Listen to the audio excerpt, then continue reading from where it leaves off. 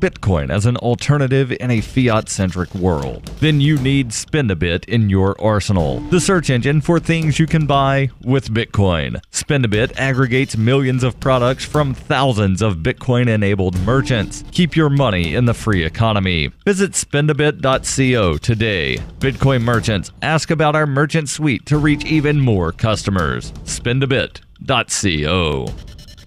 Reuters reports the duck boat that sank in a Missouri lake last week, killing 17 people, was set to be raised on Monday and taken to a secure facility as part of a federal investigation into one of the deadliest U.S. tourist accidents in years. The U.S. Coast Guard said on Sunday it will oversee the salvage operation of the amphibious vehicle that was carrying 31 people when it went down on Thursday in a fierce and sudden storm on Table Rock Lake outside of the tourist destination of Branson, Missouri. 7 of the 14 survivors were taken to a local hospital, and all but one had been discharged as of Sunday evening. 2 of the World War II-style amphibious duckboat vehicles were out on the lake and headed back to shore when the storm struck, but only one made it. The deceased were aged between 1 and 70 and came from 6 U.S. states. Readings near Branson when the boat went down showed winds up to 73 miles per hour, just 2 miles shy of hurricane force. The boat's captain, who was among the survivors, reportedly pointed out the life jackets but told those aboard they were not needed.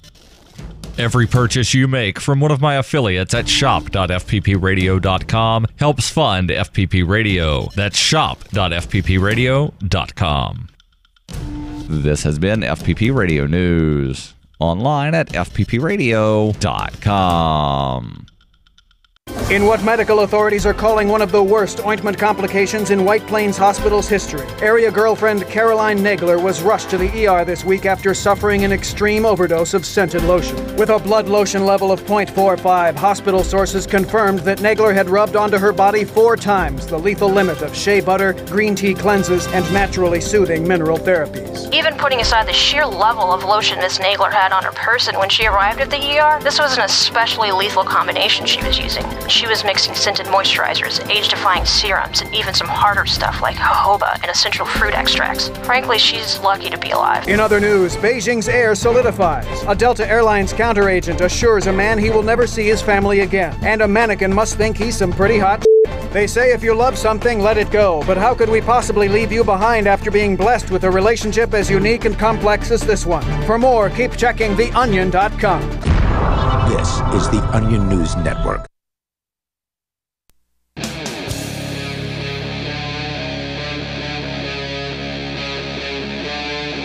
Free Talk Live.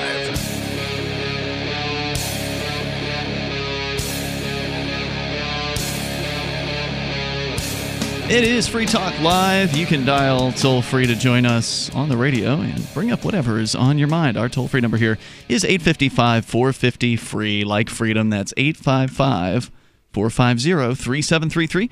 And we have our Skype username for you as well. If you want, you can Skype into the show. That's Skype username lrn.fm. Plus, there's our Discord on-air call-in line room that allows you to sound almost like you're sitting here in the studio with us. And the us tonight is me, Ian, Melanie, and Mark. Of course, you can bring up whatever happens to be on your mind. In the news, Cuba is actually possibly going to be moving towards private property.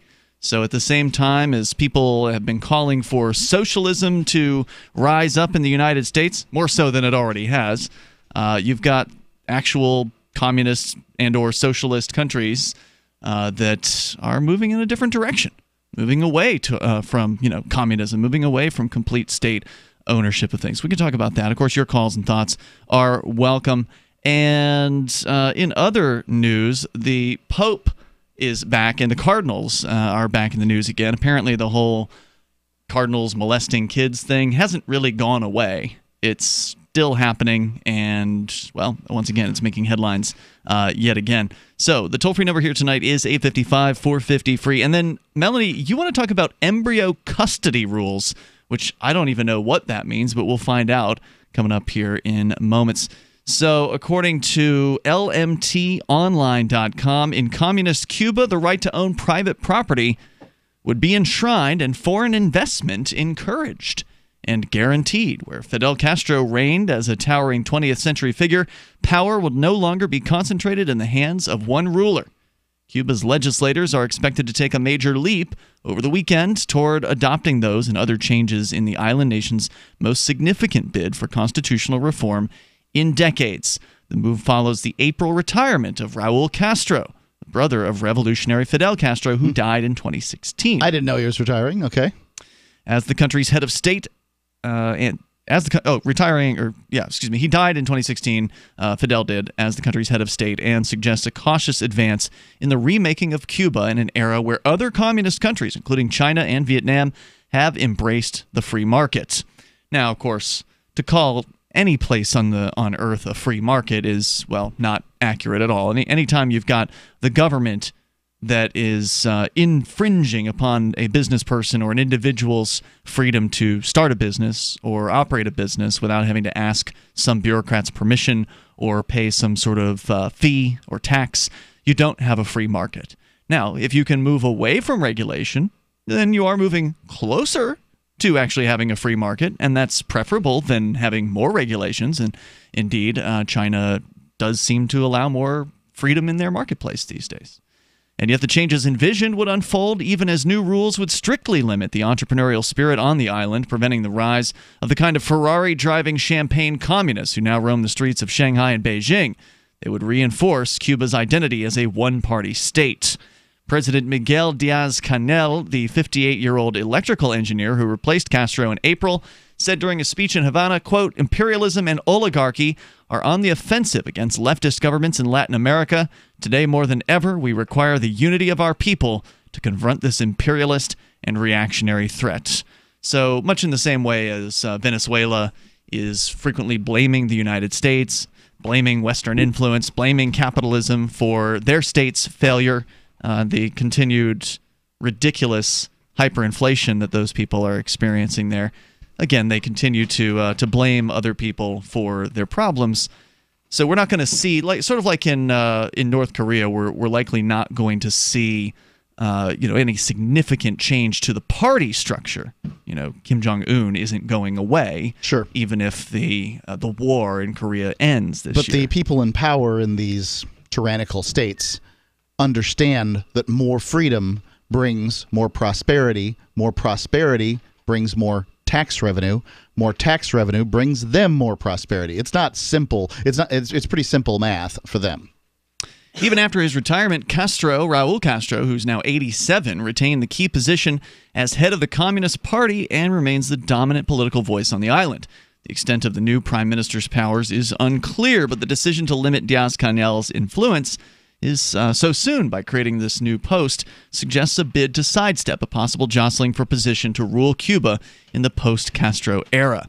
What's being proposed is more far-reaching than anything we've seen since 1976, when Cuba adopted its first post-revolution constitution, according to Jason Marzak, the director of the Atlantic Council's Latin American Center. He said the creation of term limits, the prime minister's post, the recognition of investment, but it's also a very cautious opening. So this would be, unprecedented for Cuba to allow for foreign investment to come into the island and actually, put up businesses, create things for people to do, to allow people to actually own private property. I mean, here we take this for granted in the United States and in many parts of the world. We take private property for granted. It's just a part of life.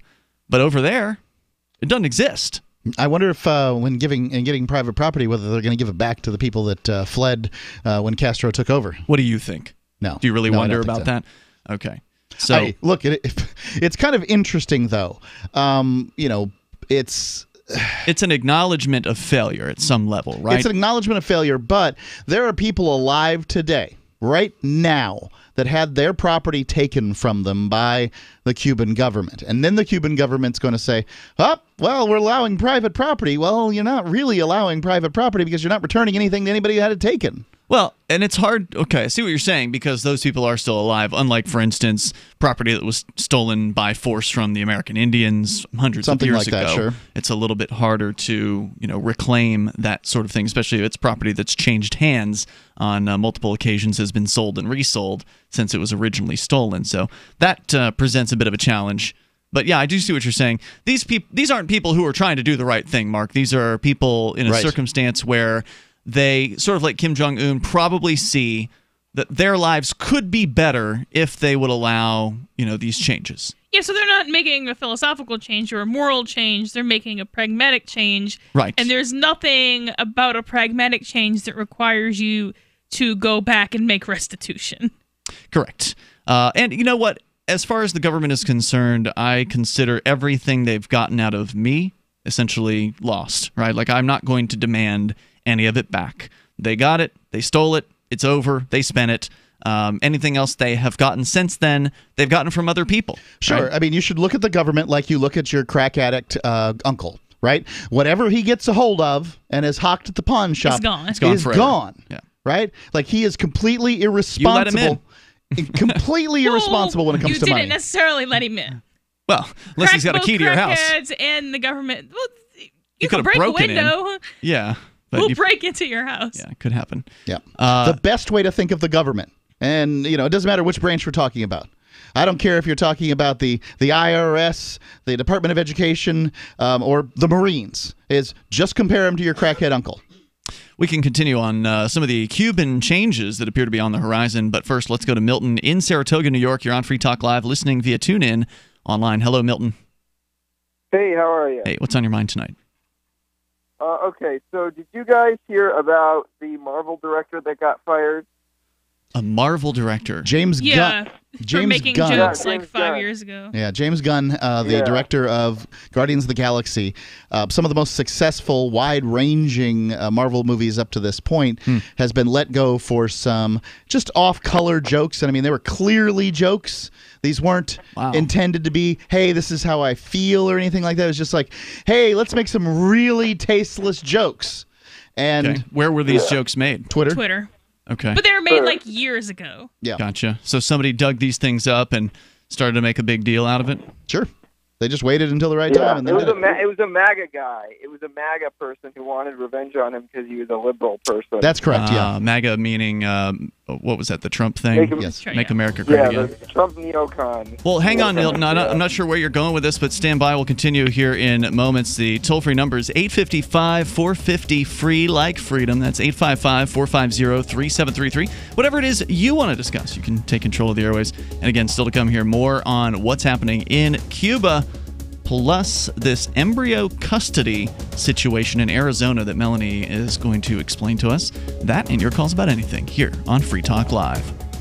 What's more profitable, running your business or doing bookkeeping? Doing your business, of course, but you want to keep your books so that you can maximize your tax savings, right? What if I told you that there's a person that's a bookkeeper, accountant, and law school graduate that's also a hardcore libertarian? My name is Melanie Johnson, and I hate the state. I will aggressively help you to minimize your tax exposure and maximize profits, all while staying within the law. Melanie's your best choice for your taxes and bookkeeping needs. Go to tax.freetalklive.com and check out our website, tax.freetalklive.com. The Bitcoin.com wallet is a simple and powerful full-featured wallet that allows you to send and receive Bitcoin, BTC, and Bitcoin Cash, BCH, with anyone, anywhere in the world. It supports both single and multi-signature wallets and is available in multiple languages. The Bitcoin.com wallet is available on Windows, Linux, Mac, Android, and iOS devices. Use the Bitcoin.com wallet to buy, send, store, and receive both Bitcoin, BTC, and Bitcoin Cash, BCH. Learn more at wallet.bitcoin.com. That's wallet.bitcoin.com. Imagine this is you. You're working late when you get an alert on your smartphone. Your motion-activated Blink security camera picked up something at home. You pop open your Blink app and see the silhouette of a man peering through your kitchen window. The job of a home security system is to help stop crime. Get 3 Blink cams for way less than the other guys, plus an extra 15% off. Visit blinkprotect.com/FTL, like Free Talk Live. Blinkprotect.com/FTL to save 15%. Good technology is good, but the philosophy behind the tech is important. And Zencash was made by voluntarists with the ideas of voluntary interaction being embedded into the white paper. With no central authority or single point of failure, Zencash is more resilient than a traditional corporation. Everyone has an equal opportunity to participate in decision-making, which empowers stakeholders and makes Zencash less susceptible to third-party influence. And Zencash allows for secure private transactions. Learn more at zencash.com.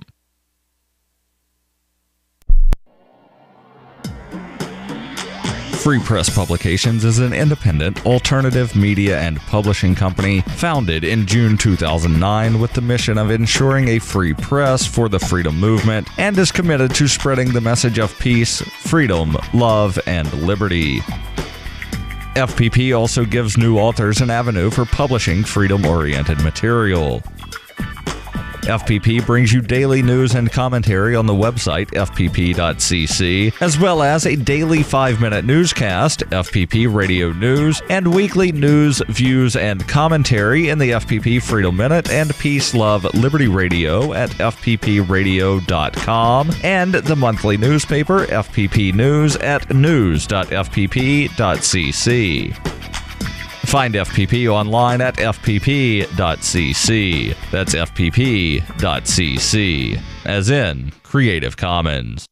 Did you know you can watch Free Talk Live during our live show 7 days a week from 7 to 10 p.m. Eastern via our studio cams at cam.freetalklive.com? Plus, you can chat with other listeners while you watch, all totally free. Now that our live video stream is hosted by YouTube, our video archives will be online even faster. So be sure to subscribe to our YouTube channel. Listen, watch, and chat all free at cam.freetalklive.com. That's cam.freetalklive.com. When you hear the word lobbyist, you probably think about greedy corporations, but not all lobbyists are the same. Some are fighting for the freedoms you hold dear. Liberty Lobby LLC is doing just that in New Hampshire, working hard to represent you, not some special interest group. You can help by going to libertylobby.info, where your contribution will give us the tools we need to ensure that your voice is heard. Visit libertylobby.info today to find out more. Help get LRN.FM into more ears. Visit promote.lrn.fm for a free bumper sticker, flyers, banners, graphics, and more. Promote.lrn.fm.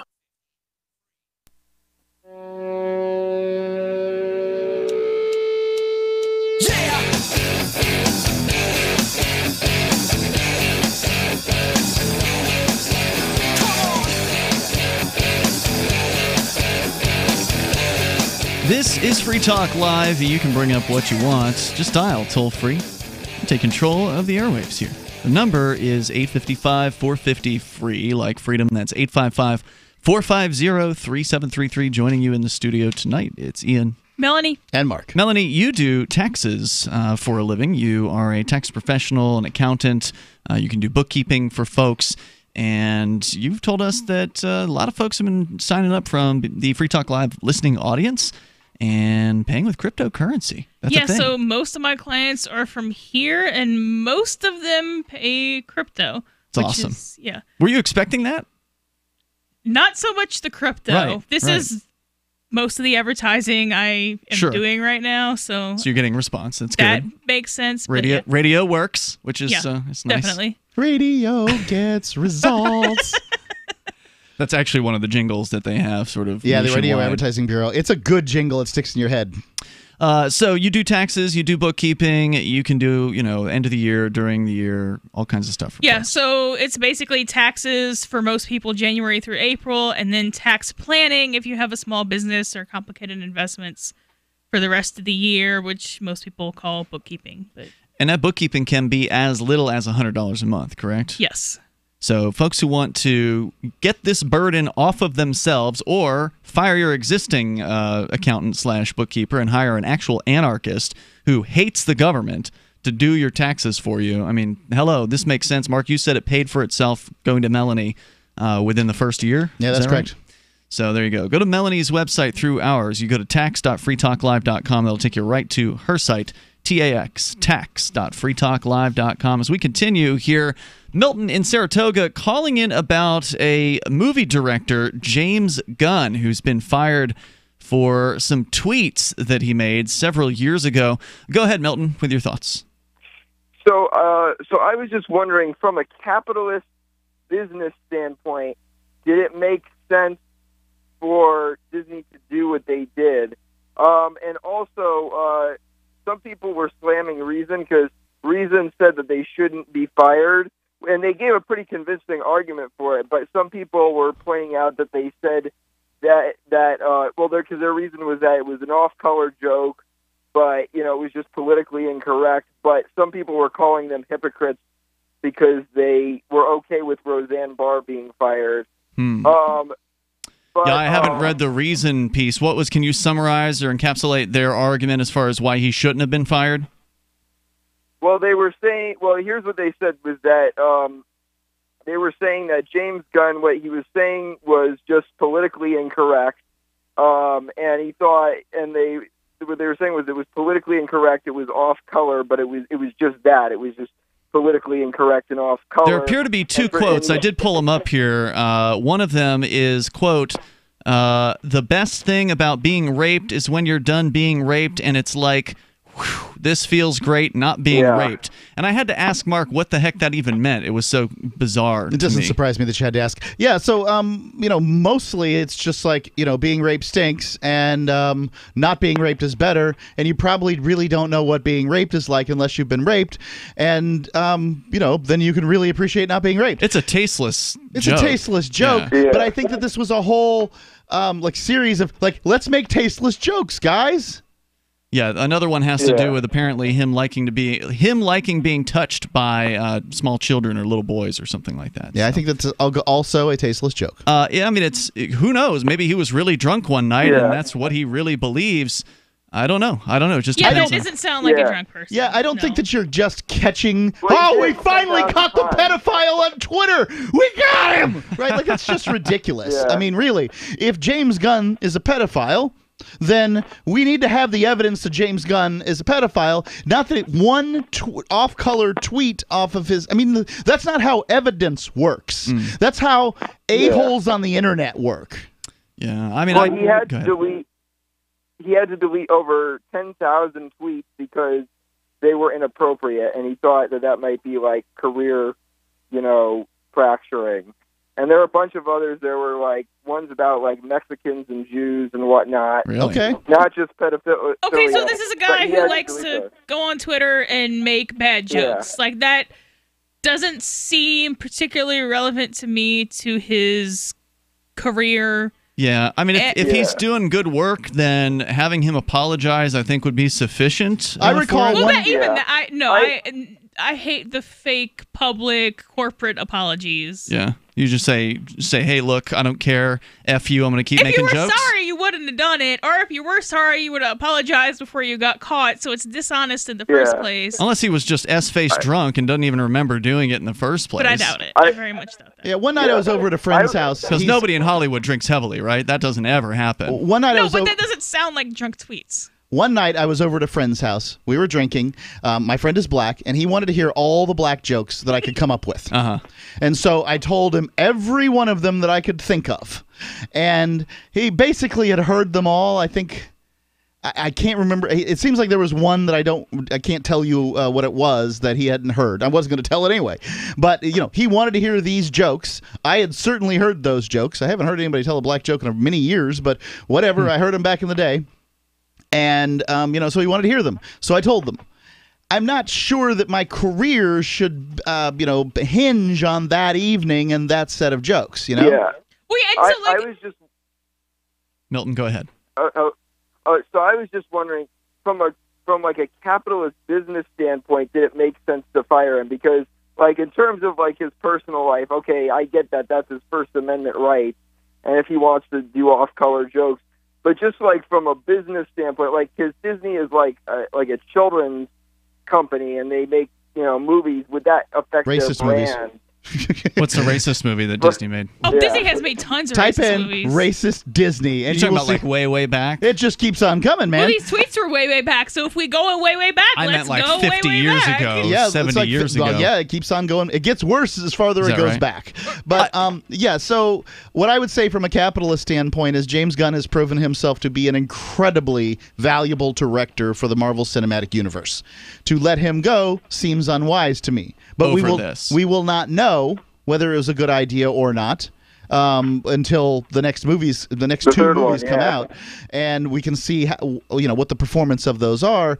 But I would say that Hollywood has gone nuts. That basically everybody's got to get canned, and it's going to start all over again, seems to be the pattern. I can't help Hollywood. Milton, thanks for the call tonight. I appreciate hearing from you. The toll-free number is 855-450-FREE, like freedom. That's 855-450-3733. He did make a statement about this. He says, quote, "My words of nearly a decade ago were at the time totally failed and unfortunate efforts to be provocative. I have regretted them for many years since, not just because they were stupid, not at all funny, wildly insensitive, and certainly not provocative like I'd hoped, but also because they don't reflect the person I am today or have been for some time." He added, "Regardless of how much time has passed, I understand and accept the business decisions taken today.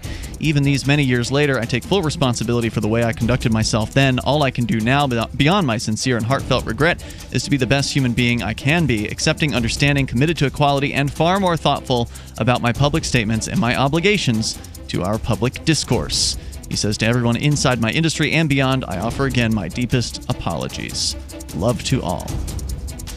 I think he said the right thing there. More coming up here in moments. Hunters, anglers, campers, and survivalists. Get back to nature. Expand your horizons with the highest quality, most versatile, unique slingshots and sling bows on the market at slingbow.com. Slingbow products are compact and models start from just $17.98. They're perfect for your bug-out bag or storing in your vehicle. Give yourself and your loved ones the excitement and tradition of Slingbow, a new frontier in archery and truly modern twist on this primitive survival tool. Feel the thrill only at slingbow.com. This is Jessica Armand, founder of My Magic Mud. Our team helped organize a successful effort to remove fluoride from our city's water supply. This is our passion. My Magic Mud Oral Care purifies and brightens your smile naturally. GCN listeners, please support my family business by purchasing our products from your local health food store. We're also available at CVS Pharmacy, or visit us at mymagicmud.com and take 10% off now with coupon code GCN10. On Free Talk Live, we're bringing people to the ideas of liberty every day. From wrestling superstars like Glenn Jacobs. You guys really are having an impact, I believe. Like I said, a lot of where I am now is due to listening to Free Talk Live. You changed my mind on some very important issues years ago. To random people tuning in on the radio. I was kind of stuck in the left-right paradigm. I heard your show by chance on a Saturday night. From there, I went on, joined the Free State Project, and become an amplifier. So, I mean, that's really the reason why I amp is because I know that if it wasn't for you guys being on as many stations as you are, I never would have found the ideas of liberty. Your amp will directly change more lives by getting Free Talk Live in front of people looking for talk radio online and on the air. When you amp Free Talk Live, you get perks like access to the AMP-only Facebook group and AMP podcast. Visit amp.freetalklive.com. Are you a cryptocurrency advocate? The Crypto Tip is the ideal outreach tool to help new people discover cryptocurrency. It's a printable business card-sized tip that you can give to service providers, preferably in addition to a good cash tip. When the server scans the QR code, it'll bring up an explanation of cryptocurrency, how to install a wallet, and allow them to claim the tip. If they don't claim the crypto, you get your tip refunded to you after a time period you specify. Plus, if they do claim the tip, you get an email alert. Create as many tips as you want at cryptotip.org. That's cryptotip.org. Did you know we've taken our LRN.FM telephone listen line to a new level with the LRN.FM audio on demand line? Now you can call 712-770-8447 anytime and listen to LRN.FM's live feed. And you can listen to a bunch of our original shows on demand. Long distance fees may apply. Just dial 712-770-8447 and choose from the menu. 712-770-8447. The Free State Project has reached its goal of 20,000 liberty lovers who've pledged to move to New Hampshire and get active to achieve liberty in our lifetime. Perhaps you're trying to figure out what part of New Hampshire should be your destination.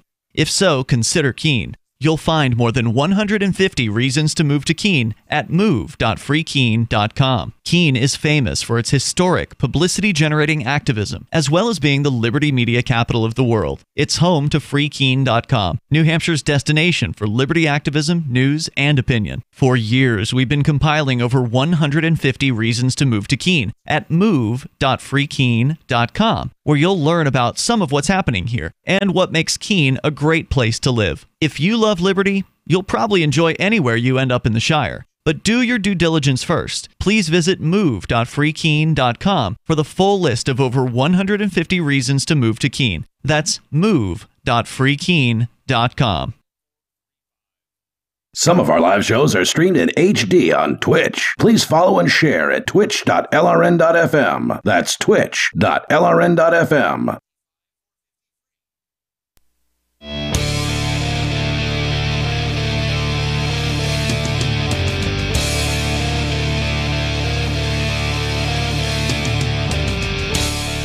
Free Talk Live, and you can bring up anything you want here. The toll-free number is 855-450-FREE, like freedom. That's 855-450-3733. We've got Skype as well.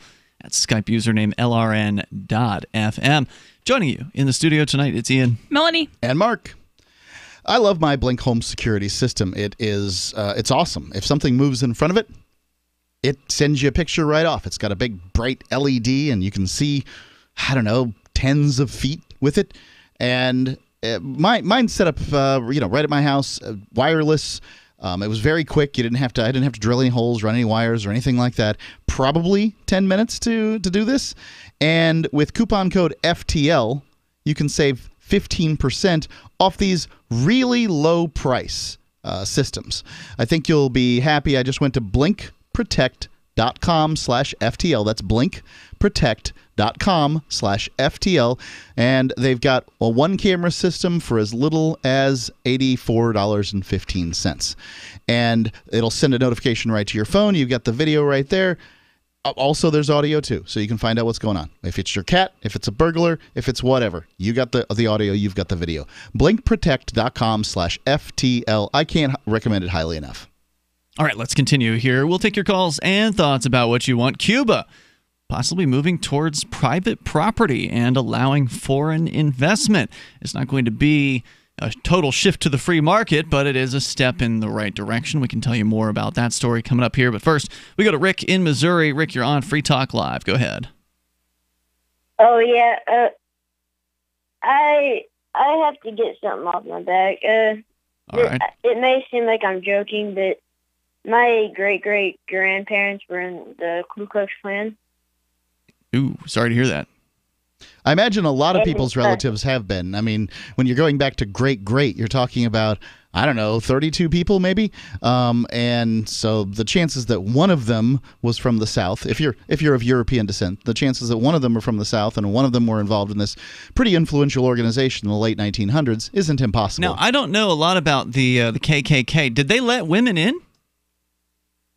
I don't really know. I was It just probably would depend on the calling to see if, well, actually, my both of my great-grandparents were in it, so I'm pretty sure, yeah. Huh.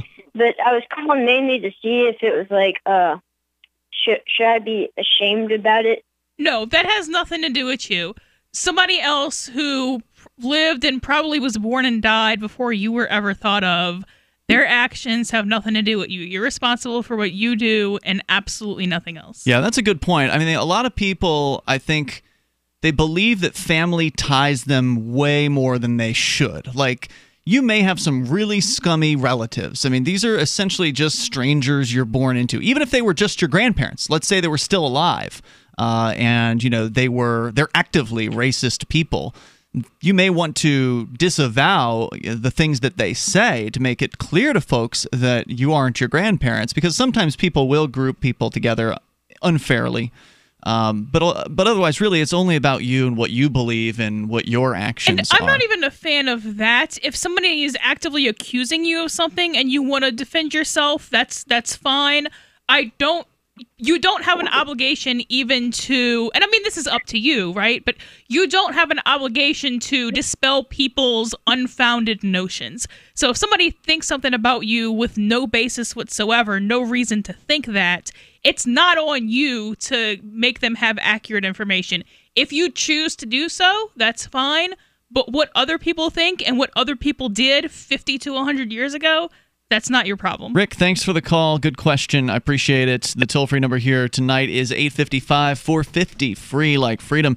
You know, it happens all the time, though. People unfairly grouping people together, right? Like, so for instance, recently I was interviewed Christopher Cantwell, who is a former co-host here on Free Talk Live, who we fired for racism. He became a racist. He wasn't originally a racist when we first met him, that we knew of. We fired him for some pretty off-color tweets, speaking of James Gunn. Yep, for which he did not apologize. Right, there was no contrition, whatever. Right. And so anyway, he's back in town, and the Union Leader, which is the Manchester, New Hampshire newspaper, sort of the biggest paper in all of New Hampshire, they wanted to comment. They wanted to talk to somebody about it, so I gave them a call yesterday, given that I have seen Chris since he has come back. We spent a little bit of time kind of catching up yesterday. And maybe it was Saturday. Anyway, sometime this weekend. And so one of the things I had to kind of put to rest initially was in the questions that this person had written it was a question like, is Free Keen ostracizing Chris Cantwell? And I had to explain to the guy writing the article, the journalist, Free Keen is not a person. Free Keen is a group of people. They're all individuals, and they all have different opinions. So Free Keen, the website, isn't doing any such thing. Each individual websites can't ostracize people. Each individual they can. You can block an ISP. Yeah, but that's not the website. That's the administrator. Yeah, and there was some other sort of kind of collective use of Free Keen. I don't have the questions in front of me right now that he was asking.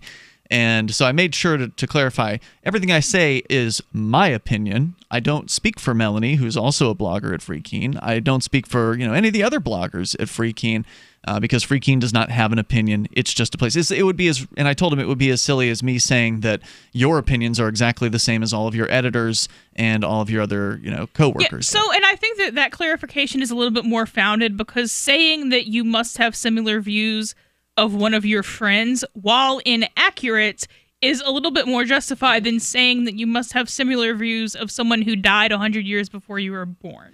Well, no, I agree with you there, but again, what if it were just the grandparents instead of great-great-grandparents or whatever? What if it were people who are still alive? But there's people that you choose to be in your life that are called friends, and you're like, I picked this person to hang out with. Yeah. And then there's people that are related to you with DNA who you had no say in. Judging someone for something that they had no say in is insane. Yeah. Judging someone for who their friends are, and I'm not obviously, A, I have no room to judge you, and B, I'm not. I just want to make that clear. But I am saying it's not insane to judge somebody based on who their friends are. No, I get what you're saying there. Although I wouldn't say it's uncommon for people to judge based on, and maybe it is insane, but it's not uncommon for people to judge based on familial relations. Lots of insane things are common. Right. It's not fair at all. Like there's a group of there's a family in this town, one of whom the father is kind of like this angry Vietnam veteran guy, and he's kind of chilled out as of recent years, but one of his sons is this violent street thug, and the other one is a productive individual who owns a business, right? So it wouldn't be fair to judge the one son by the actions of the other son, in the same way it wouldn't be fair to judge the good son by the actions of his father. If somebody tells me that but people will. Yeah, if somebody tells me that they don't like me because of what one of my siblings did or what one of my parents did, I'm going to tell them F you. Mm-hmm. If somebody tells me they don't like me because of something one of my friends did, well, then that's kind of on me to justify, I feel like. Fair enough. Toll-free number tonight. If you want to join us, you are welcome to. The number here is 855-450, free like freedom, 855-450-3733. So I talked to a friend about your conversations with Cantwell. So many people in the Liberty Movement critique you, and people outside the for not ostracizing him, you mean? For not sufficiently ostracizing Christopher Cantwell. Now, to be clear, these people don't know what is going on in your life. They read a little something somewhere, and they're like, my God, Free Talk Live and Ian Freeman are giving big hugs to Cantwell. I did give him a hug, actually, when I saw him. And giving people hugs is good. Yeah. But what they don't see... I don't know how a radio station gives somebody a hug. Though. Right. But there's articles written. People believe what they see in the news so long as they don't have evidence to the contrary. What do they call that? First information bias or something? Anyway, you're most likely to believe the first thing that you heard. So if somebody says, Mark is hugging Cantwell, and then I come out and say, nuh-uh, you're more likely to believe that the first information than you are the second. But I think you'd hug Cantwell. Would you hug Cantwell? Look, I wouldn't. I'm not looking for hugs from Cantwell. But what I would didn't prefer answer my question. Is That's a dodge, sir. I would prefer for people to simply understand that you're just trying to do good deeds, and you really don't understand what good deeds are. All right, thanks for that. More coming up here in moments. It's Free Talk Live. This November, I'll be running the world's biggest and most popular marathon, the New York City Marathon, as a member of Team Innocence Project. The Innocence Project was the first legal organization to systematically apply DNA testing to cases of wrongful convictions as a powerful tool to reveal innocence. So far in 2018, the Innocence Network has welcomed 32 wrongfully convicted people home from prison for crimes they did not commit and had a record-breaking 850 people unite in Memphis at their annual conference. The movement of freeing the innocent and reforming the criminal justice system is growing and would not be possible without your support. Together as 68 network organizations around the world, they've helped exonerate 513 people who spent a combined total of 7,804 years in prison. They've also worked together to pass over 150 laws in the U.S. to help prevent wrongful convictions. You can support the Innocence Project by going to run.freetalklive.com. That's run.freetalklive.com. How well and how fast does Heart and Body Extract work to improve blood circulation? Listen. My name is Ellis, and I'm 66 years old, and I live in Jacksonville, Florida. 2 years ago, I was diagnosed as having clogged arteries. I had 70% blockage in one artery leading to my heart. They wanted me to go on Plavix, but I refused, knowing the negative side effects. Heart and Body Extract is a unique balance, synergy, and proportion of herbs reaching from head to toe at maximum absorption around 95% at the cellular level. Within the first month, I felt a dramatic difference. The heaviness in my legs was reduced, and within 2 months, I felt completely normal. Your natural organic herbal formula for heart health is Heart and Body Extract. Heart and Body Extract comes with a 100% ironclad money-back guarantee. Details at hbextract.com or call 866-295-5305 for Heart and Body Extract. Call 866-295-5305, 866-295-5305 for Heart and Body Extract. This is Michael Dean from the Freedom Fiends. I've run websites since 1996 and have used over a dozen web hosts in that time. AgristHosting.com is the only one that hasn't broken my heart. Agrist Hosting's uptime and service is stellar, and their DDoS mitigation is the best I've seen. That's important because if you tell the truth in this world, you'll ruffle feathers. And some people will try dirty tricks to silence your voice. No matter what the haters hit us with, Agrist Hosting keeps our websites online. If you have a mission-critical commercial presence or a world-changing activism site, you cannot tolerate any skullduggery.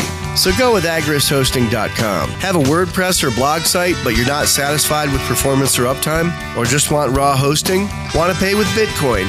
Agrist Hosting specializes in high-performance hosting with personalized service. Go to agristhosting.com and click on the button that says Get Hosted. That's agristhosting.com. If you want to know the latest about Free Talk Live before we go on the air, all you need to decide is how you want it delivered. It's your choice. Visit news.freetalklive.com. You can get emailed announcements and participate in contests via our email updates list. Plus, we have a Twitter account that you can follow and a Facebook page where you can become a fan. So visit news.freetalklive.com to get news about Free Talk Live as soon as it's announced and the way you want it delivered at news.freetalklive.com. That's news.freetalklive.com. Did you know that Free Aid is a mutual aid, educational, and networking organization? At Free Aid, we support volunteers who provide first aid. We do outreach to the public about health and safety, and we bring together medically skilled freedom lovers. Free Aid is made possible by your generous support. Donors can receive great gifts like first aid kits, t-shirts, silver dime cards, and hoodies. The Free Aid Silver Dime Card Project is sponsored in part by Roberts & Roberts Brokerage, Freedom's Phoenix, and Don't Tread on Meme. Visit fr33aid.com. Love what we do? Please help support our international satellite channels at patreon.lrn.fm. That's patreon.lrn.fm.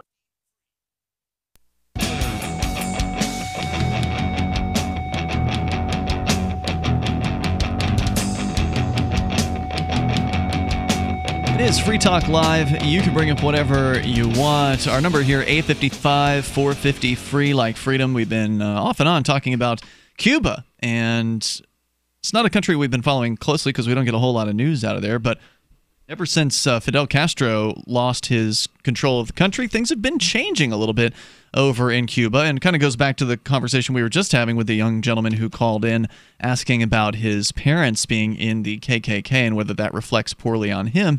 And Melanie, you said no, it shouldn't, because people should be judged individually based on what they individually choose. Same thing in the Castro family. Raul Castro is not the same person as Fidel Castro. Yeah, they're both commies, and He's still a head of state, right? So I can judge him for that. For sure. I'm not judging him for being related to another head of state. Yeah, they're both arch communists, but Raul seemed to, ratchet back the control a little bit when he got in there, and they started moving towards a little bit more freedom to make decisions as far as like what you plant on the property that you're tilling, for instance. And now they're looking at possibly even expanding to real private property or some sort of communist implementation of private property, but something they haven't had previously. We can talk more about that, but let's go back to the phones, to the phone. We've got Matthew in Connecticut. You're on Free Talk Live, listening online. Go ahead, Matthew. Hey, Ian, I just had a question for you. Sure. How good a hugger is Christopher Cantwell? It was a good hug. It didn't seem to be a BS hug. It wasn't one of those things where, it was the back pat thing for the man. Guys pat each other on the back. I don't think that really happened. It was a good, solid hug, I would say. So if you had to rate it out of 10, it was definitely satisfying. Probably it was at least I'd give it an 8. I'd give it an 8. This is really weird.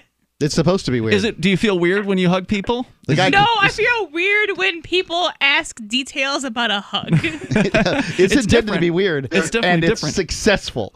There are people giggling across America at how uncomfortable this whole line of questioning is. And I must applaud the caller for it. I'd like to say I'm not uncomfortable at all. I know you're not I think uncomfortable. It's strange That's that part of you what's feel, funny. No, I think it's strange that you feel uncomfortable about this. Sorry, go ahead, Matthew. I was just going to say, long story short, there was a lot of love in that Nazi hug.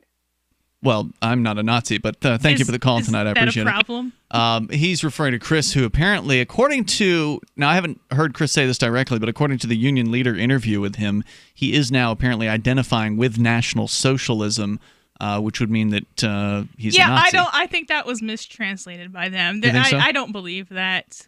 He said he read Mein Kampf in I read jail. the Communist Manifesto. That doesn't make me a communist. I know that I've picked Mein Kampf up. I don't think I don't remember anything about it other than the Cliff Notes version. But I don't think I know I've picked it up. I don't think I've read it. When I was in history class in undergrad, I thought that it would be really interesting to read Mein Kampf. But being the coward that I was pre-2013, I decided I did not want that on my search history. So I decided against it. So yeah. So yes, this brings us back to the discussion that I don't know how much of it we had actually on the air about some people are mad at me because I'm not being a total jerk to Chris Cantwell, because I'm not ostracizing Chris Cantwell. They're mad at me for that. Right. And do those people have other statist friends, or is it just this flavor of statism Good that question. is evil and all other statism is cool? Somehow, I suspect they have statist friends. Most people likely do have statist friends and or family members, meaning people who believe in the government, believe in the idea of the state. Further, if you want Christopher Cantwell to return to rational thought, the best way to get him to do that isn't by treating him like a total pariah tool, right? Yeah. I mean, there are lots of racists in the world. They're treated like tools all the time. They don't change their ways generally until someone listens to them, you know what? someone hears them, and someone reaches out to them on their level. You know what? That works. You know what kind of annoys me the worst about this? When he was being philosophically pure from an anarchist philosophy perspective. Back when he was a libertarian? And he was like, this is what the NAP says. The non-aggression principle? When he was talking about paper clips and shooting cops and all that other stuff and mailmen, it was like, this is what the NAP says. You should probably act better than that, but this is the philosophically pure position. When he was being philosophically pure, people had a problem with that and, talked about how horrible and unlibertarian that was. And now that he's like, oh, okay, well, I won't be philosophically, I don't know, I mean, I don't want to put words in his mouth, but apparently not philosophically pure from an anarchist perspective. I have no judgments on any other philosophy as far as what's pure and what's not, but is going more the strategy route that people screamed for the past since I was on the internet. Now that's also a problem. Pick one. Yeah. So as I explained to the Union Leader reporter, and again, that story ran today in that newspaper. I'm not sure if it made the front page. I haven't seen it. But, as I explained to him, I don't agree with racism. I'm not a racist. And that's the reason we fired Chris in the first place here on Free Talk Live, was because of a racist tweet that he made that he would not apologize for. Nobody wants to look at that fact. The fact that we fired him, you mean? Yeah. Suspended him, then fired him. Yeah. So gave him an opportunity to retract all that stuff. Yeah. So the fact that we did fire him, I still treat him like a human being, and I still treat him, even though I don't respect his belief system, I still treat him as a human with respect, as somebody who has the potential for change. And I agree with you, Mark, that if you completely ostracize somebody, then they're never going to come back into the fold. I mean, you've shut them out. Because you're basically at that point telling him, okay, only go hang out with other alt-right members. Right. I would also say the founder of my Quaker meeting, I discussed it with him. And the Cantwell thing, you mean? Yeah, the Cantwell thing. He's a local, and he keeps up on the newspaper, so he hears what they say. And your name. Yep. He's familiar. And you've done computer work for him, actually, in the past. Okay. A little bit. And he said he thinks it's wonderful. What? That you talk to Cantwell, treat him as a friend and an equal and all those things. He thinks it's wonderful. I mean, people are making this sound it's the right thing to do. Right? Anybody who has a problem with this hasn't spent any time thinking about it. And if I'm wrong, 855-450-3733. Well, there's a certain viewpoint within the libertarian movement that supports ostracism on even the smallest of infractions. Yep. Then we're all ostracized. This person did something I don't like, ostracism. And I've been on the ostracism, list or whatever for many years. Yeah, so what are they going to do? Ostracize you more? Harder, yeah. I've been ostracized before the Cantwell thing because of the allegations about my teenage girlfriend. I've been ostracized prior to that because I did civil disobedience, and some libertarians don't like civil disobedience because they don't like having to explain civil disobedience to their political friends or whatever the reason was that they ostracized me for that. So I've always been, the subject of some level of controversy, and that's because I'm out there. I do things. These are just people that want to, make themselves look like better people without having to do anything. Make the status like me. Well, guess what? The status aren't gonna like you. Although it's also so I have friends who are not anarchists. Mm-hmm. I don't have problems with them because like me. I don't pretend to be something. Wait, what? I'm not an anarchist. Okay, but I'm your friend. Okay, but I don't. You're close enough. I don't pretend to be something that I'm not, and I don't necessarily only. I could see how somebody might be surprised by this, but I don't only talk about anarchist philosophy, although sometimes I do, and I don't have a problem with my leftist friend who lives in California, and that's exactly how it sounds, and I don't have a problem with Chris because we don't just yell at each other all the time. Yeah, I mean, to me, he's still Chris. He's still the same person at some level that he's always been. It's just this sort of outer personality of his has changed over time, and I really hope it doesn't stay the way, if anything's true about Chris Cantwell is that he has a dynamic character. He has changed his position over time, not in a good way, but it has changed. When and if I've changed my position over time too. I was a statist. When Nazism stops paying, he'll stop being one. It's certainly true. That, I think, is something you can definitely say is true about Chris. He tends to go where he gets paid the most. Let's continue here, and I explained that to the journalist, and that did not make it into the article. And that's what Chris has told me. Like he has told me straight up that, the more people hate him, the more money he makes. He said that for years. Yeah. He's done articles and clips where he's like thanked haters. Exactly. Let's go to Lloyd in Detroit, listening via YouTube or watching there, cam.freetalklive.com. We'll get you to our web feeds. Go ahead, Lloyd. Well, it was a little bit weird to hear about your very passionate hug with Chris Cantwell. I'm sure when he hugged you, you went, "Oh my goodness!"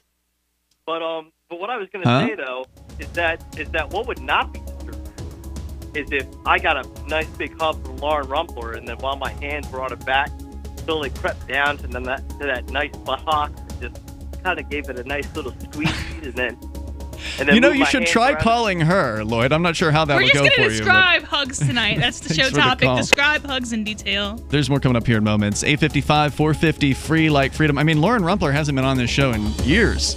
It's Free Talk Live.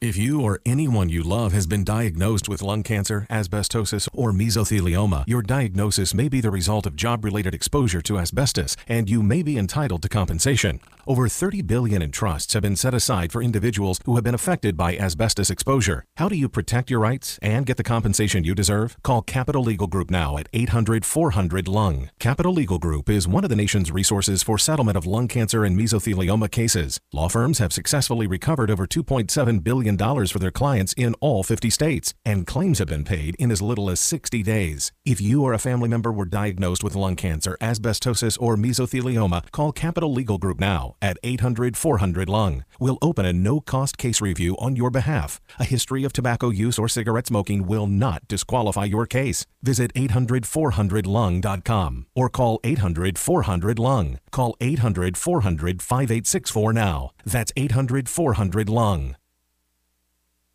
Radio is the most personal of mediums. I exist right now in your head. If you listen to Free Talk Live regularly, you know me. Free Talk Live is on more than 160 radio stations around the U.S. and has been downloaded on every continent around the world. Hundreds of thousands of listeners with ad packages from $600 a month to $6,000 a month. Imagine what we can do for your business, project, website, or idea. Email me, mark@freetalklive.com. Some of you asked, and now we've delivered. LRN.FM's live Keene, New Hampshire studio shows are now streamed in HD on Twitch. Visit our channel at twitch.lrn.fm and give it a follow. If you have Amazon Prime, you get one free subscription on Twitch. If you use it on our channel, Twitch will give LRN.FM a monthly piece of your Prime subscription cost. So please watch, follow, share, and subscribe to twitch.lrn.fm. That's twitch.lrn.fm. You're listening to the live edition of Free Talk Live. Hour number 2 is next after the news here on the Liberty Radio Network at LRN.FM. From Keene in the Shire, the Liberty Media capital of the world, this is Daryl W. Perry, host of FPP Radio News for Monday, July 23rd, 2018. Silver is trading at $15.50 per ounce. Gold is valued at $1,230 per ounce. Zencash is trading at $26, and the average price of Bitcoin is $7,675. Antiwar.com reports a suicide bomber detonated himself in a crowd of people in the Kabul International Airport in the Afghan capital city on Sunday, killing at least 14 people and wounding 60 others. Officials say the slain were both civilians and security forces. While such a large attack would always be noteworthy, the timing makes it particularly so. The attack took place during the return of Afghan Vice President Abdul Rashid Dostum. A large number of high-ranking officials were present at the time of the attack, though none appear to have been among the casualties. The bomber seems to have hit further back in the crowd where security was managing civilians. Dostum has been in exile recently after he was accused of ordering the kidnapping and rape of a former governor seen as a political rival. Dostum retained substantial political support in the Faryab province, and his return came amid large protests demanding he be allowed back in the country. While Dostum and the other officials were unharmed, it was clearly a jarring incident for many, as top officials aren't often present to witness suicide bombings or the aftermath. The Islamic State issued a statement taking credit for the attack, which is unsurprising. The Islamic State has been responsible for many of the large attacks in Kabul recently. High casualty attacks inside Kabul have been a problem for years, and the recent flurry of incidents are a particular embarrassment for the Afghan government, underscoring how badly they are failing to provide security even within their own capital city. Zencash is the world's first private, distributed, and reliable platform for communications, transactions, and publishing. Zencash has the ability to use both transparent and shielded transactions, with shielded transactions using zero-knowledge proofs. Zencash features global governance with inclusive decision-making, reliable funding for continuous improvements, and documentation and wallets in many languages that are available for Linux, Mac, Windows, and Android devices. Learn more at zencash.com. That's zencash.com.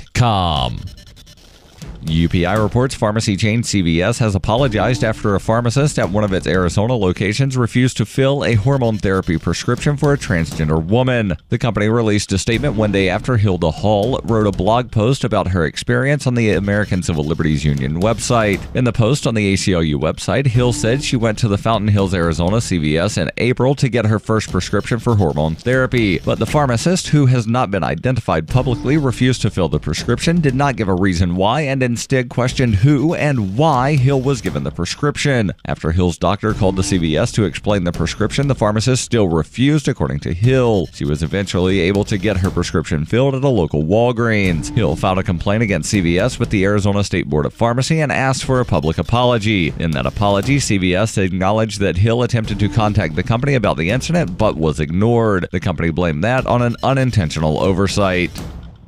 Are you an advocate for free market money? Do you promote Bitcoin as an alternative in a fiat-centric world? Then you need Spendabit in your arsenal, the search engine for things you can buy with Bitcoin. Spendabit aggregates millions of products from thousands of Bitcoin-enabled merchants. Keep your money in the free economy. Visit spendabit.co today. Bitcoin merchants, ask about our merchant suite to reach even more customers. Spendabit.co.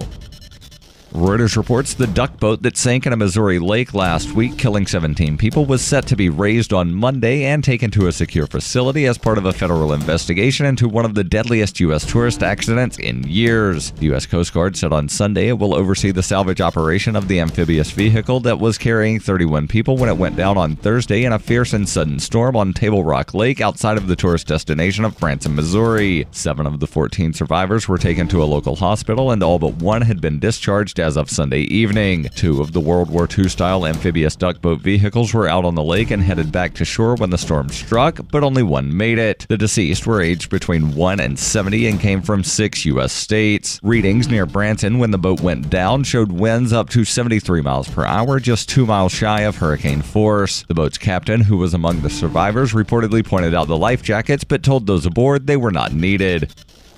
Every purchase you make from one of my affiliates at shop.fppradio.com helps fund FPP Radio. That's shop.fppradio.com. This has been FPP Radio News. Online at fppradio.com. Following reports earlier today that Indiana University freshman Lawrence Plotnick's roommate Brian Tabor has found an excuse to go home every weekend since August, Plotnick spoke to Onion reporters about his roommate's frequent trips to his nearby hometown of Terre Haute, Indiana. Every week since we got here, it seems like every time I ask him if he wants to hang out on Friday, he has some wedding or birthday party or something. In fact, I'm pretty sure he hasn't spent a single Friday or Saturday night on campus in the past 6 months. Plotnick went on to cite a variety of far-ranging excuses used by his roommate to justify his constant visits home, including various family functions, a visiting friend from China, as well as his occasional desire to, quote, just hang out at home for a couple of days. I mean, I suppose I vaguely understood when he had to go back in November because his best friend's grandfather died, but last weekend he had to go back for his aunt and uncle's wedding anniversary. He said he couldn't miss it. This is the Onion News Network.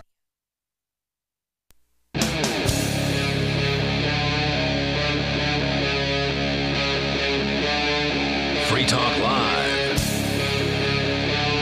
It's Free Talk Live. You can dial toll-free, take control of the airwaves, bring up whatever you want as we launch into the second hour of the program. Our number is 855-450-FREE like freedom. That's 855-450-3733. We do have Skype at Skype username LRN.FM, and there's the Discord on-air call-in line room. Joining you in the studio tonight, it's Ian, Melanie, and Mark. And we were just, in the first hour, we talked a little bit about Cuba. I still had more to that story. We can get back to it if we get the chance. But we've had calls coming in, which means we go to those. Your calls come first here on Free Talk Live. You can bring up whatever you want. Let's talk to Doug. He's in Chicago, listening online via the TuneIn app. Go ahead, Doug. Yeah, pretty much I wanted to bring up, you've been bringing up Cantwell on occasion. Yeah. And I'm a libertarian. I fall much more in line with you, Ian, and Mark, than I would Cantwell. But I do. Cantwell's not really a libertarian anymore. But anyway, right, go ahead. he had been.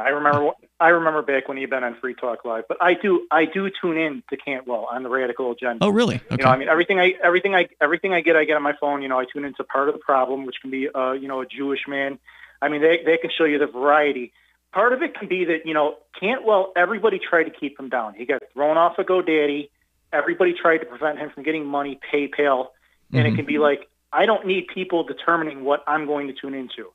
Issue B for me can be that I am a white male.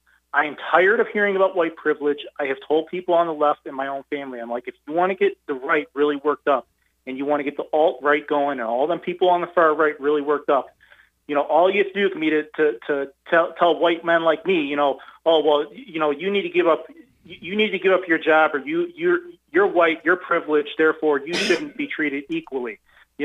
I mean, if you're gonna make it out to be where I'm going to be held accountable for everything that all the white men did, then I should be taking credit for all that white men have done too. You know what I mean? It can be like, but they don't. I would agree with you that there's a lot of lashback over this identity politics that goes on out there, but it.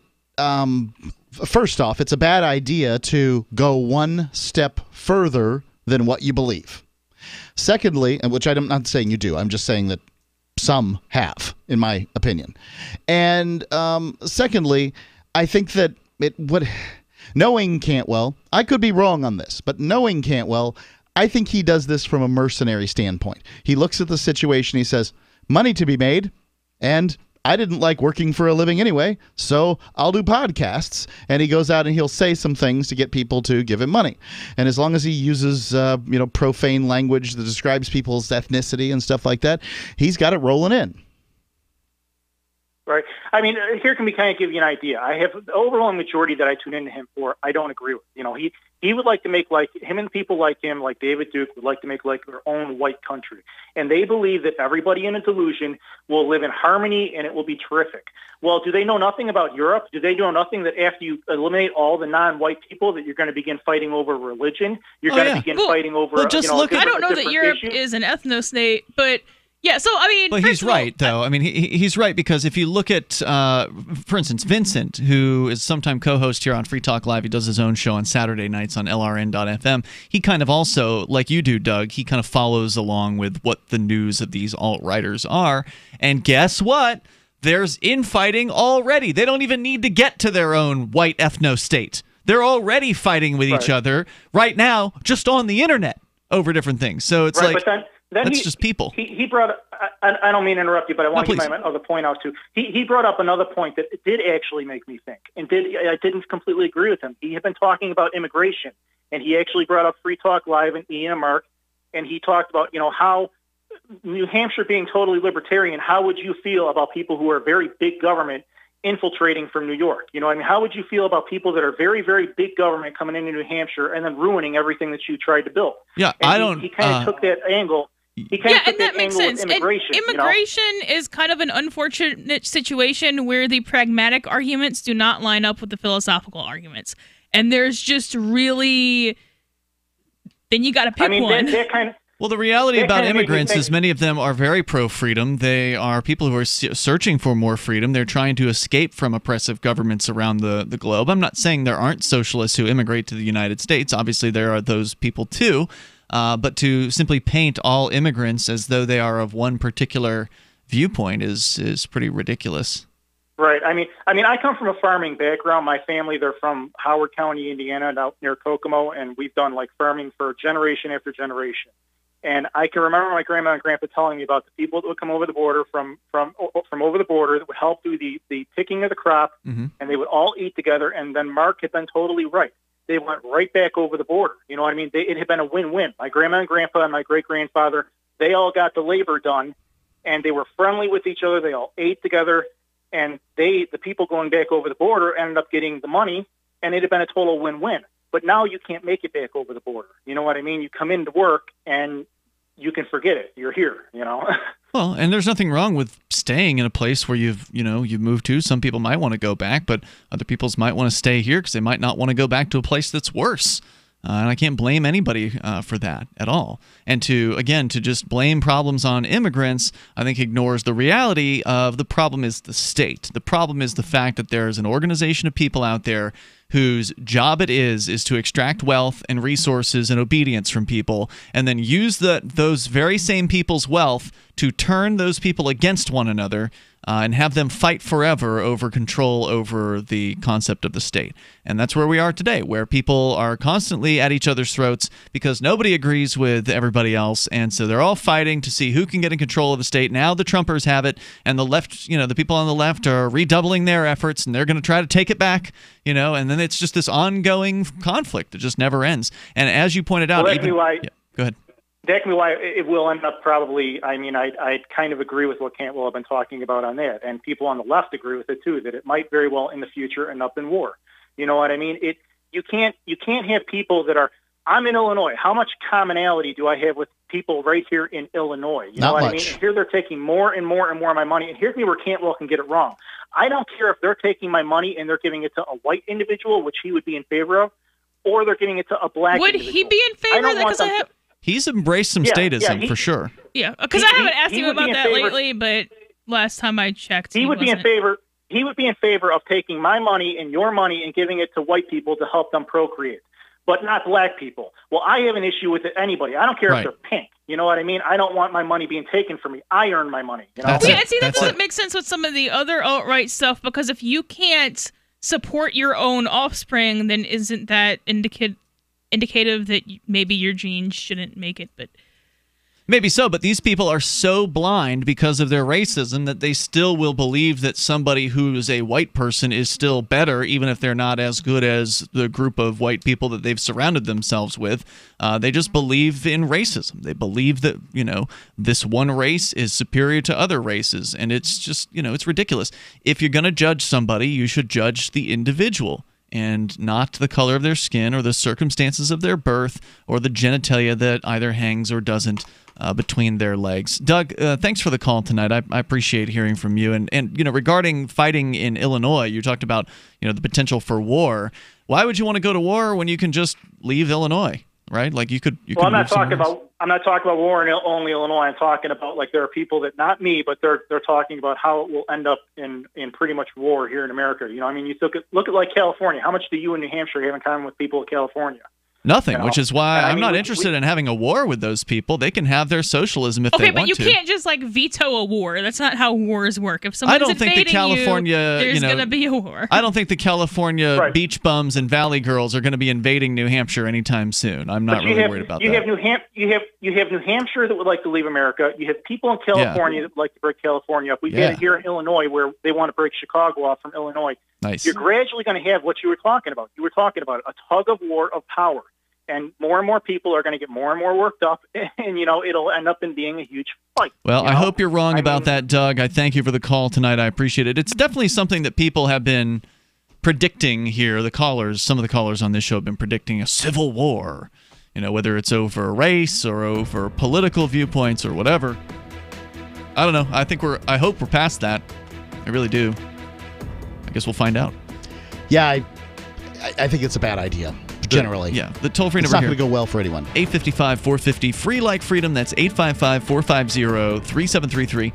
You can bring up whatever's on your mind and take control of the airwaves. Also, coming up, embryo rights. Melanie's got that story. We'll find out what that's all about. It's Free Talk Live. Do you operate a retail business and are looking for a solution for point-of-sale cryptocurrency acceptance? It's never been easier thanks to AnyPay.global. There's no paperwork or approval process to open an account. If you already have a tablet, you're almost done. Just sign up at AnyPay.global, drop your personal crypto wallet addresses on the setup page, and then load the app. That's it. You're accepting cryptocurrency like Bitcoin and Dash at your store. Get started now at AnyPay.global. AnyPay.global. Good technology is good, but the philosophy behind the tech is important. And Zencash was made by voluntarists with the ideas of voluntary interaction being embedded into the white paper. With no central authority or single point of failure, Zencash is more resilient than a traditional corporation. Everyone has an equal opportunity to participate in decision-making, which empowers stakeholders and makes Zencash less susceptible to third-party influence. And Zencash allows for secure private transactions. Learn more at zencash.com. From the first letter of Captain Mark. History is full of flowery documents claiming to limit the power of the crown, but these poetic social contracts have been impotent to prevent the predation. Limited government is a lie they use to keep us submissive. The crown cannot be trusted to abide by its founding charters, nor its treaties, nor even its own rules. The essence of the crown is centralized violence, and I've had enough. That's why I raised my black banner. I am no revolutionary. My aim is not to reset the cycle of violence, but to break it. My aim is an evolved society, invisible to the crown. Not a new hierarchy, but decentralized networks with no central figure for the crown to target. If you want your servile life, keep it, but we will not submit to the crown's agenda. And when you are ready to stop being its beast of burden, ready for adventure and opportunity, join us at pirateswithoutborders.com. Is spreading the message of liberty, cryptocurrency, and peace around the globe worth $2 per month to you? As you may already know, in addition to our internet feed, LRN.FM broadcasts on free-to-air satellite across North and Central America, as well as Sub-Saharan Africa. And we've been available on satellite for free 24/7 since 2010. The LRN.FM free-to-air satellite signal is reaching some of the most oppressive regimes in the world, and there's no doubt our ideas are making an impact. You can learn more about the channel's impact by watching the 3-minute video at fund.lrn.fm. If you'd like to help free minds globally with our ideas of liberty, cryptocurrency, and peace, you can donate as little as $2 per month via fund.lrn.fm. You can help us continue and expand our satellite broadcast to multiple continents. Visit fund.lrn.fm today, and thank you for your help. Don't forget to share the link on social media. That's fund.lrn.fm. Here's a chance to do a little activism while you're cruising Facebook, Twitter, or Google+. Between the LOL cats, the recipes, the hot girls, and the inspirational sunrise memes, Free Talk Live's posts pass by your newsfeed. Like them, comment. It gives us more exposure. If you don't see our posts, click like at facebook.freetalklive.com and then hover over it to click Get Notifications. It's an easy way to spread the ideas of liberty a bit further. I know you're busy, but you can spare that 1/10 of a calorie it takes to click on something. facebook.freetalklive.com. This Your Family Today tip is brought to you by Nestle Toll House Refrigerated Cookie Dough. Who would you bake some love for? Find fun and easy baking ideas at tollhouse.com. Kids love doing arts and crafts projects, especially when you join in. Try channeling all that artistic energy into the kitchen and bake up some creative treats together. Think of your art supplies as the frosting, sprinkles, and decorating gels, and use cookies or cupcakes as your canvas. For more tips like these, visit us at parenthood.com/yourfamilytoday. This is the Liberty Radio Network, broadcasting the latest liberty-oriented audio content 24 hours a day at LRN.FM.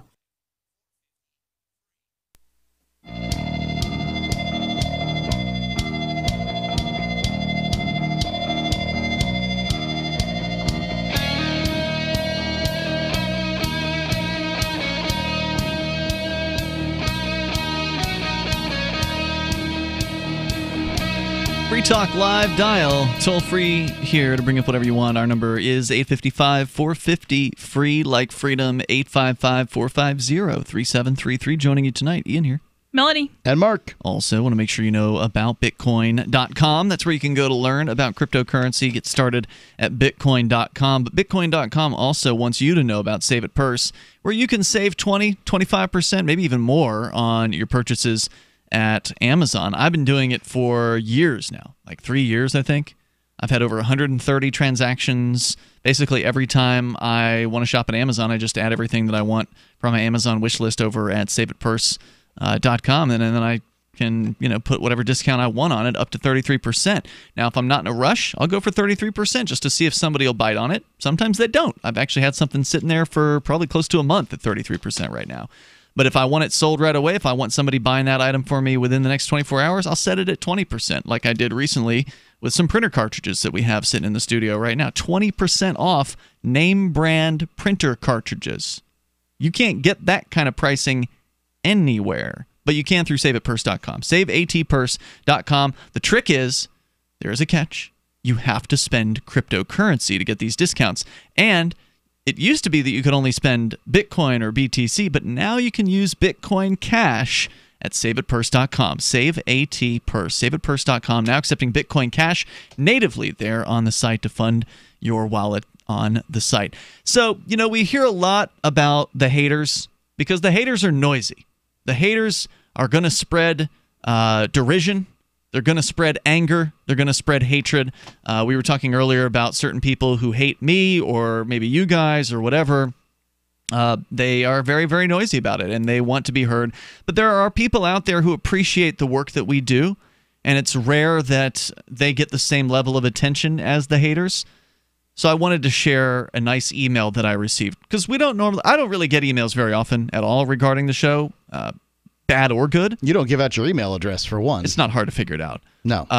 If mine is mark@freetalklive.com, right, it's not hard to figure yours out. Exactly. So, but either way, I don't get them very often. I'm actually more likely to get an email from a radio station program director forwarding me an email they've received than any kind of direct email communication. But this one was sent to me not directly because of Free Talk Live, but because I saw this person at a recent meeting at I was gone from Keene on a recent Sunday night to the New Hampshire Liberty Alliance awards dinner that they have every year. I had attended this dinner regularly in the past, and then I took over Sunday nights in the main host chair. And then, Mark, you began attending that particular awards dinner because you had Sundays off. And emceeing it, yeah. Right. And now you're back on Sundays, and I'm off Sundays again, so I'm back going to that awards dinner. Right. And so I saw somebody there who I hadn't seen in probably a few years, somebody who's a mover to New Hampshire as part of this New Hampshire freedom migration. I'm not going to give his name and his wife's name just because it's not relevant, but I did ask if I could read this email on the air. So the emailer writes, "Hi, Ian. One of the highlights from last night's New Hampshire Liberty Alliance dinner was that my wife and I had the good fortune of running into you. It was great seeing you, and it was great seeing you looking so happy and healthy. I didn't get the opportunity to speak with you for as long as I would have liked, so hopefully we'll see each other again soon. My wife and I moved to Nottingham, New Hampshire in late 2015. She had already been fully retired, but I commuted weekly to Northern Virginia as I wound down my job and prepared for my own retirement. Since last fall, I've been fully retired and was finally able to enjoy New Hampshire and our new home on a full-time basis.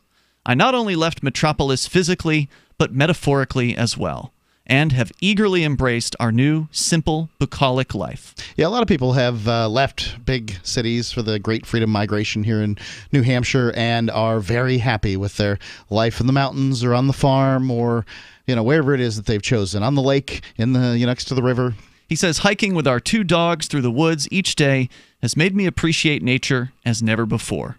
Our life is rich, peaceful, and rewarding. Bottom line, my wife and I are so pleased with our decision to move to New Hampshire and have never been happier.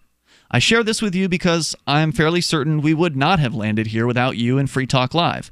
It was Free Talk Live." Did you bring another loser to New Hampshire, Ian? "That made us," it was Free Talk Live, he says, "that made us New Hampshire curious. The first contact we ever had with any New Hampshire Liberty people whatsoever was meeting JJ outside of your Keene home. The fact that you were so welcoming kept us coming back, which enabled us to forge friendships with others and pave the way for us to eventually relocate to New Hampshire." And so I just thought that was so nice, and it's wonderful, despite all the haters, and the haters are out there, and they do their hating, and they love to hate, so whatever, they can do that. But it's always important to remember that when you do activism, when we're doing this movement, encouraging people to move to New Hampshire, I'm doing it. I can't speak for you guys. I do it for the people who appreciate it. And that's true for not just the libertarians who've moved here, but also for the people locally here who also appreciate the work that we do. We've had people form hate groups against the libertarians. There was one of them called Stop Free Keene. That's basically fizzled out. Like the groups before it. The one previous to that was, I think, Free Keene from the Free Keene Stigma was the one prior to that, which has also, of course, fizzled out And so the haters come, they make their big mess, they make their noise, and then they tend to go. And we're still here. We're still bringing new people to New Hampshire. We're bringing new liberty-loving activists here to make a better life for themselves, as this emailer has pointed out. We're not bringing them. I mean, they're making decisions based on what we say. Sure, they're deciding. But if we weren't here putting that call out, they wouldn't be coming to New Hampshire. I agree. I guess, for me, what I would like to do is present what New Hampshire is to people and make sure that I don't present what New Hampshire isn't, because there have been a lot of people who picked up and moved to New Hampshire who may or may not have had bad ideas who left. And I would like to spare them that heartache and everybody else the rise and fall, the roller coasters of emotions that come with, oh, this person's moving to town, this is going to be great, and no, they're not happy and they're leaving, and whatever it is, and lots of it's unreasonable. There's no doubt about it, but if New Hampshire's a great place to come and hang out with other libertarians, and if you want to work within the government to create a more libertarian place for people, this is probably for you too. There's probably a variety of reasons why New Hampshire's great for you. If it's about being more free, you're going to be more free than you were in, say, New York, or absolutely probably California, Illinois, and a whole variety of other states. I wouldn't say that you're more free in every way. So, for instance, if marijuana is really important to you, perhaps Colorado is someplace you should take a look at. Maybe California. If scuba diving or water skiing, during the summer you can certainly water ski in New Hampshire. But if summer sports are your thing, then maybe New Hampshire isn't it. But if winter sports are, it's a good place. So anyway, I just thought it was nice to share somebody's successful moving story. It was influenced by Free Talk Live, and if you haven't yet looked into the New Hampshire freedom migration, maybe you ought to. And you don't have to wait till you retire. He did. But you don't have to. If you can afford to get up here sooner, there's jobs here too. Careers here as well. Go to 101reasonsfilm.com. You can watch a great hour-long documentary about exactly a lot about what the movement is like up here, the community of libertarians. It's unprecedented. 101reasonsfilm.com. Go check that out as we'll continue here. More in moments about Cuba possibly going to private property, plus this embryo rights controversy in Arizona that Melanie will explain coming up. Hi, I'm Patrick Kolbeck, and I'm running for governor. Michigan roads look like the surface of the moon. We need to do better than that, but I'm tired of being told that we don't pay enough in taxes. In 2015, 81% of voters rejected a tax increase. What happened after we said no? Rhinos in Lansing raised taxes without a vote of the people. Then they actually transferred $400 million from the transportation budget to fix potholes in their expansion of Obamacare. As governor, I will be focused on road quality, not tax increases. Principled solutions prioritize your best interests, not lobbyists. Paid for by Patrick Kolbeck for governor. Most of you know that heart disease is the #1 silent killer in the U.S. What if I told you for just $54.95 a month you could fight against heart disease naturally? At Heart and Body Extract, we've been helping thousands of people get back to a healthier heart. Don't just take my word for it. Check out all of the success stories at hbextract.com, or to order, call 866-295-5305. That's 866-295-5305. hbextract.com. Don't risk it when you can take charge of it. Now, a lot of little girls do ballet even though their fathers couldn't care less and don't see what the big deal is. But one talented little prodigy actually choreographed a whole ballet that her father could enjoy and even look forward to. Let's meet Erin Kemper and her father, Jack. Hi. Thanks for having us. Erin, how did you do that? I thought about all the things that my dad likes to watch and put it into a ballet. Well, we have a special treat for you today because Erin is now going to perform her new ballet. When I pay the bills, I get to make the rules. We can't afford that. World War II. I miss your mother too, but we're going to have to do the best without her. Go Redskins! Bravo! Well done. Boy, I wish you were mine. You know, my two girls are grown up, but you still couldn't pay me to watch one of their a cappella shows. What inspired you to create this amazing ballet? I'm really inspired by the theme of my dad paying any attention to me at all. Now, at the end, I hear she just put the game up on the big screen. I don't know where she gets it. This is the Onion News Network. What do you shop for that you could otherwise buy at Amazon? Pretty much everything, right? Amazon has competitive pricing and they deliver, and that's a big plus. If you could plan ahead in your shopping, would you be interested in saving up to 33%? There's a catch. You have to do your shopping in Bitcoin. But imagine those savings. It's like a huge raise. All you have to do is go to saveitpurse.com. We've saved thousands, and you can too. Plan ahead and save. Saveitpurse.com. So you've heard all 3 hours of the latest episode of Free Talk Live, and you're still hungry for liberty-oriented audio content? Did you know that we have another 24/7 audio stream at LRN.FM? The Liberty Radio Network airs the latest episodes of some of the best liberty-oriented podcasts on the internet around the clock. In addition to recorded content, you'll also hear live shows like Free Talk Live, originating from our Keene, New Hampshire studio. So listen anytime at LRN.FM. That's LRN.FM. Since time began, tyrants have taken aim at personal liberties.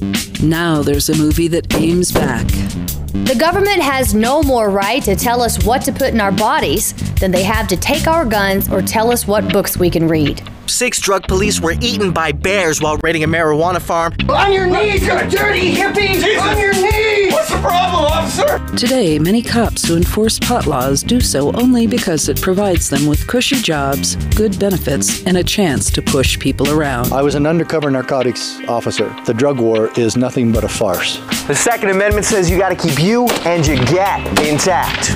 Guns and Weed, The Road to Freedom. A film by Michael W. Dean and Nima Vadadi. DVD available now at gunsandweed.com or on Amazon. That's gunsandweed.com.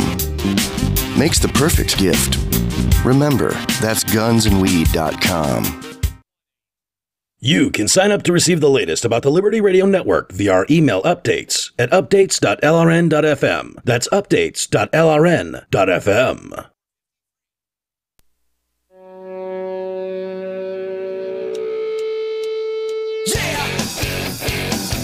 It is Free Talk Live. You can bring up whatever is on your mind. The toll-free number right here for you is 855-450-FREE, like freedom. That's 855-450-3733.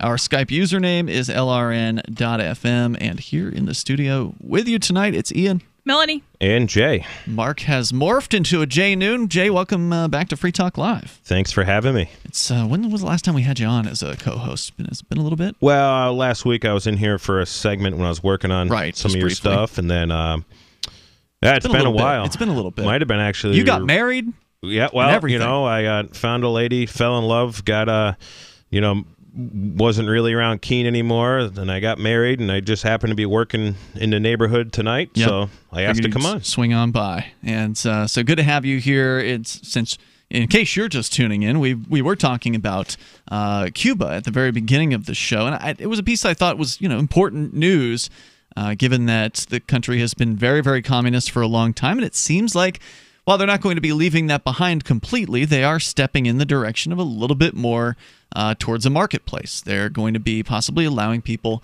to own private property, which is a concept that has not existed in Cuba. And I would say it don't really exist here. I mean, it ain't yours if you have to pay rent to the local municipality because men with guns show up if you don't pay rent. And you know that intimately because that's absolutely what happened to you down in Palmer, Massachusetts. What was it, a decade ago? How long ago was that now? So I think that was like 2012. Really? Was that recent? I think. You might be right. Might be 11. I'm not 100% sure. All right, so not quite a decade, but several years ago, the town of Palmer, Massachusetts stole what you thought was your house from you because you didn't pay them their rent payments, a.k.a. property tax, after you'd purchased it. So it's like now we have the ability to transfer titles around and pretend like it's property ownership. But again, as you pointed out, if you don't pay the gang, they're going to take it. They're just giving the people of Cuba, from what I assume, what they have here in America, the illusion of freedom. To quote a song by this band Wookie Foot that I really like is they say, "If you think you're free, then you can't escape." So by giving the illusion of freedom, pay some taxes and. And I'm sure a lot of this stuff rolled in as voluntary, and then over time, just like boiling, putting a frog in cool water and then eventually heating it up till the frog dies in there. They literally just bring it on little by little, and at least Cuba's going the other way, I guess, a little bit. Slowly. So they're turning the heat down a little instead of turning it up. So Castro, Raul Castro, the brother of Fidel Castro, has stepped down, and he's been replaced by somebody they're putting into a new position, and the government apparently was meeting over the weekend. The new president is Miguel Diaz-Canel, who's a 58-year-old electrical engineer. When stepping down in April, Raul Castro announced the push for constitutional reform that's now underway. The story here from lmtonline.com. Cuba's parliamentarians will debate the 224 articles advanced in the official government news outlet Granma in sessions this weekend. Afterward, the draft will go to a public comment period before being put to a national referendum. So this is talking about the weekend that just passed. The referendum, like Cuban elections, appears largely designed to ratify the choices made by the communist leadership, and few observers are expecting major changes before adoption. Private ownership and limited foreign investment are already a de facto reality in Cuba, yet the new constitution would offer official and legal recognition for both. On the surface, the enshrining of such concepts, long seen in Cuba as the core evils of capitalism, suggests a nation preparing for major change. And yet Cuba watchers say they know better. Quote, Cuba is moving ahead in the economic and political reform process, but not rapidly or dramatically, says Jeff Thale, a Cuba expert at the Washington Office on Latin America, a think tank. He said further, it's clear that government wants to maintain control and conduct changes gradually. There's also continuous debate between more reform-oriented people and hardliners within the party, which has been happening for years. Evidently, neither side has won. Raul Castro, says the story here, who replaced his brother as president in 2008, has long advocated an injection of the free market in Cuba's lagging socialist economy, which took a nosedive after the fall of its main benefactor, the Soviet Union. During Raul Castro's initial years at the helm, the number of self-employed business people in Cuba, known as cuentapropistas, soared into the hundreds of thousands as Cubans opened bed and breakfasts, restaurants, and even taxi services. But Cuba's communist brain trust appeared to be spooked by the pace of growth, and last year stopped issuing new licenses. Cuba has now begun issuing licenses again, but with an extremely strict set of guidelines. Restaurants, for instance, are being limited to 50 seats. Most substantially, Cuban entrepreneurs, some of whom now dabble in multiple businesses, are being limited to one license each. So apparently the bureaucrats were like, whoa, this has gone too far, you people creating businesses, being entrepreneurs, putting your own wealth at risk. We can't have you doing this too much. It looks too capitalist. It looks too free. We've got to crank this back. We've got to add some more restrictions here. If you need a license to do it, then, as far as I'm concerned, you don't really have a right to do it because, men with guns are going to make sure you have these licenses. Well, right. You have a right to do it either way. Whether or not that right's being violated is a separate question. And Good point. The aggression exists on a spectrum. It's not like someone flicks you on the nose and full communism and those are the same. Yes, there's still aggression if they loosen the restrictions up, but it's still an improvement. That's true. Julia de la Rosa, who runs the Rosa de Ortega bed and breakfast in Havana, said in a phone interview she welcomed the official recognition of private property, but she's also concerned that limitations on the private sector will nevertheless strangle ambition. She said, quote, for people like me who've been in the private sector for years, there's always been a drive to do more. It's the way entrepreneurship works. She said, I think there's a sort of incongruence between the idea that the Constitution will recognize private property and the new regulations that limit us. And she is right on. At least they are now recognizing there in Cuba that when there is no reward for doing effort and doing things like, there isn't, no incentive like there should be in a free market or generally is in a free market, things go to crap and things fall apart and it's, things don't get maintained, they don't get done right if you don't have an incentive to do it. And I mean, that's just, it's kind of how governments really seem to work here with like building roads and infrastructure and things like that. I've been involved with like construction projects, and when I was a teenager, I worked for a paving company, and I can remember paving a state road, and it was like, wow, we pave parking lots and driveways to like a better quality. And I just... You could tell they were cutting corners. They weren't doing... oh, yeah. And then... job. And then my buddy who owned the company, he like really couldn't get many of these state jobs because they it was in the 90s. They all started like leaning towards everything had to be union right about that time. So he only did it for a little while. But yeah, he was kind of disappointed with, how the state wanted the roads literally paved. And, and I didn't understand a lot about paving. I was just learning about it at that time.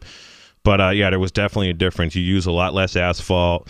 And then they have this asphalt that is state rated, and which is just like a joke. So the certain certain aggregate producers of that made the asphalt, they were the only ones that got certified. So they got all these sweet contracts to provide all the pavement for the Mass Pike and I-91 and all the state roads, and then the towns could go use these littler, mom and pop asphalt operations, because they didn't have to have this state certification, but it was just total BS. It was all the same asphalt.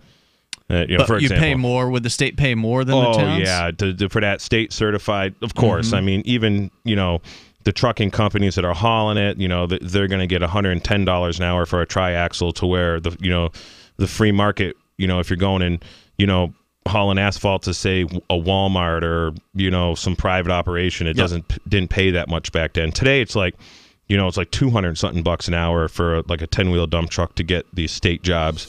Wow. And it's insane, and it's much less if it was for private operations or whatever. We got more on the way here. You can share your thoughts. It's nice to hear though from a Cuban entrepreneur in this case, talking about being an entrepreneur and how the government is going to crush that if their regulations are too restrictive. And she's right about that. And of course, regulations shouldn't exist at all. They should only be provided by the market. But yeah, we don't even have that. Cuba's certainly not going to get it. More coming up. It's Free Talk Live.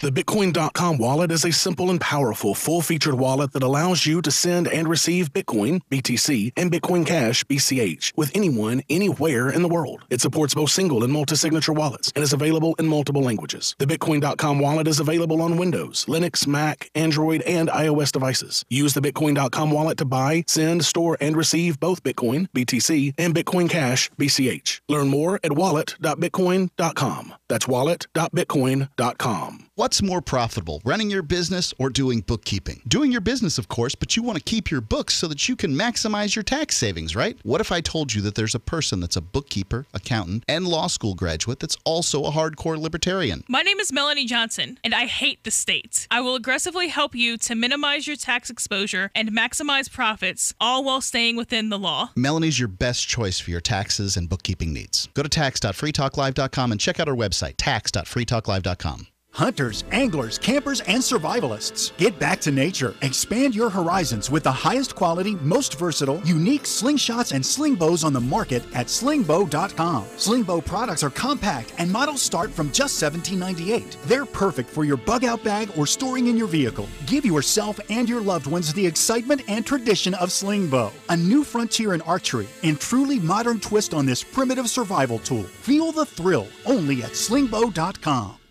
This is Jessica Armand, creator of the fluoride-free oral care brand, My Magic Mud. You're going to love our new products. Our cutting-edge oral rinses deeply soothe your mouth and fight cavities naturally. Our breath spray, My Magic Mist, will invigorate your senses with essential oils of peppermint and eucalyptus. Our clinically proven toothpaste and tooth powders whiten your teeth and detoxify your mouth. Buy discounted bundles direct at mymagicmud.com and take 10% off with coupon code GCN10. mymagicmud.com.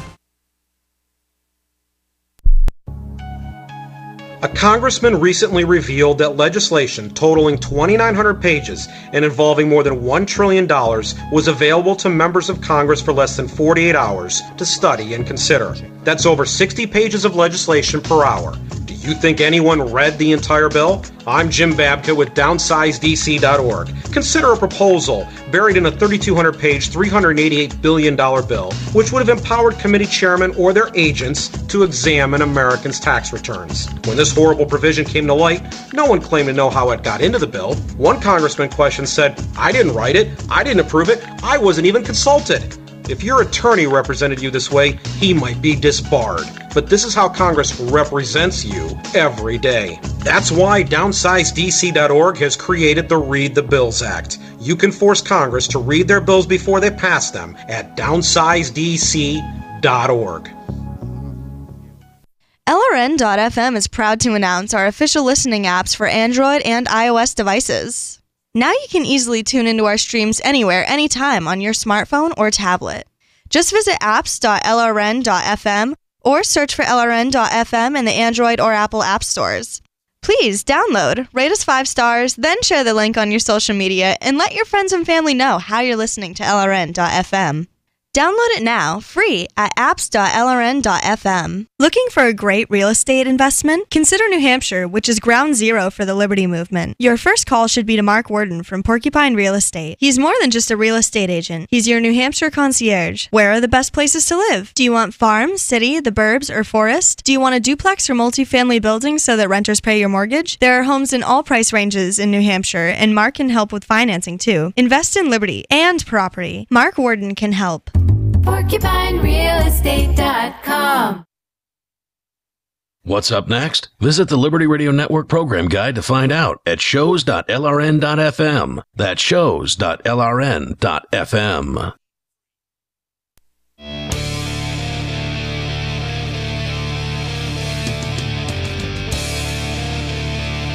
It is Free Talk Live. You can bring up whatever you want here. The toll-free number is 855-450-FREE. Like freedom, that's 855-450-3733. And Skype username here is lrn.fm. So feel free to reach out in those ways. Plus, there's our Discord on-air call-in line room, which allows you to call in and sound almost like you're sitting in the studio here with us over at discord.lrn.fm. And I do want you to know about the Tom Woods podcast. A lot of libertarians learned about Tom Woods during the Ron Paul campaigns of 2008 and 2012. Tom is a New York Times bestselling author. He's written over a dozen books, including The Politically Incorrect Guide to American History. And since September of 2013, Tom's been putting out The Tom Woods Show every single weekday, which means he's racked up nearly 1,200 episodes so far. That means there's a lot to listen to, including some great guests like Ron Paul, Judge Andrew Napolitano, David Stockman, and hundreds more. Topics including the Federal Reserve, net neutrality, the FDA, Austrian economics, and other subjects of interest to libertarians. Find The Tom Woods Show online at tomwoods.com or search for Tom Woods Show in your favorite podcatcher. Once again, that's the Tom Woods Show. As we go to your calls and thoughts, Matthew is on the line, calling from Louisiana. You're on Free Talk Live. Hello, Matthew. Hey. Hey. Y'all were talking about communism, socialism. Yeah. I'll just pull an example of how the road to hell is paved with good intention. Mm-hmm. We had a thing down here, this local oil man established something called the Taylor Opportunities Scholarship, and it was called the TOPS program. Okay. And this dude was paying for it out of his own pocket. If a kid earned a 3.5 GPA, he would send them to college. Amazing. Now, was there a limitation on how many scholarships were available? Nope. You're familiar with it. No, there wasn't. Well, she's from Louisiana. Melanie here is originally from down there. Yes, yes. And lo and behold, it was turned over to the government under Mike Foster, who was some kind of Republican. Don't know what kind, certainly not the fiscal kind. So he thought it was such a great idea that the state should start paying for it. Oh, no. Now, how many years had this thing existed before the government somehow got taken over? I think it was like 3, maybe 4 Yeah, years. it wasn't that long. It was definitely less than a decade. I think it was less than 5 years. So this oil man, this Right. rich guy who was doing all this himself, decided to let them take it over? He let the state administer it. I think it was part of his will, but he let the state administer it. And my theory What a mistake. is that he did that so that it would eventually be funded beyond whatever he was leaving. And it was. And Okay. here's the problem. We're facing a budget crunch. Lo and behold, because in Louisiana, we use baseline budgeting too. So we don't have access to a printing press. Mm-hmm. And so the current governor, John Bell Edwards, every time the Republicans want to talk about cutting taxes, the ones who are fiscally responsible, he says, oh, yeah? Well, then Tufts is going to get it in the head. And the problem is that so many people came to depend on this to pay for their little crumb crunchers path to college. Oh, and they lowered the GPA, too. And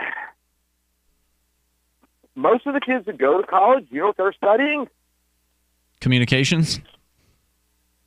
Social studies. Social studies, okay. Yeah, they're studying what I've seen these kids I talk to. It seems like they're all studying these majors that the only place you can get any employment is either like in public schools or like some government type job. It seems like I've got bad news for you, Jay.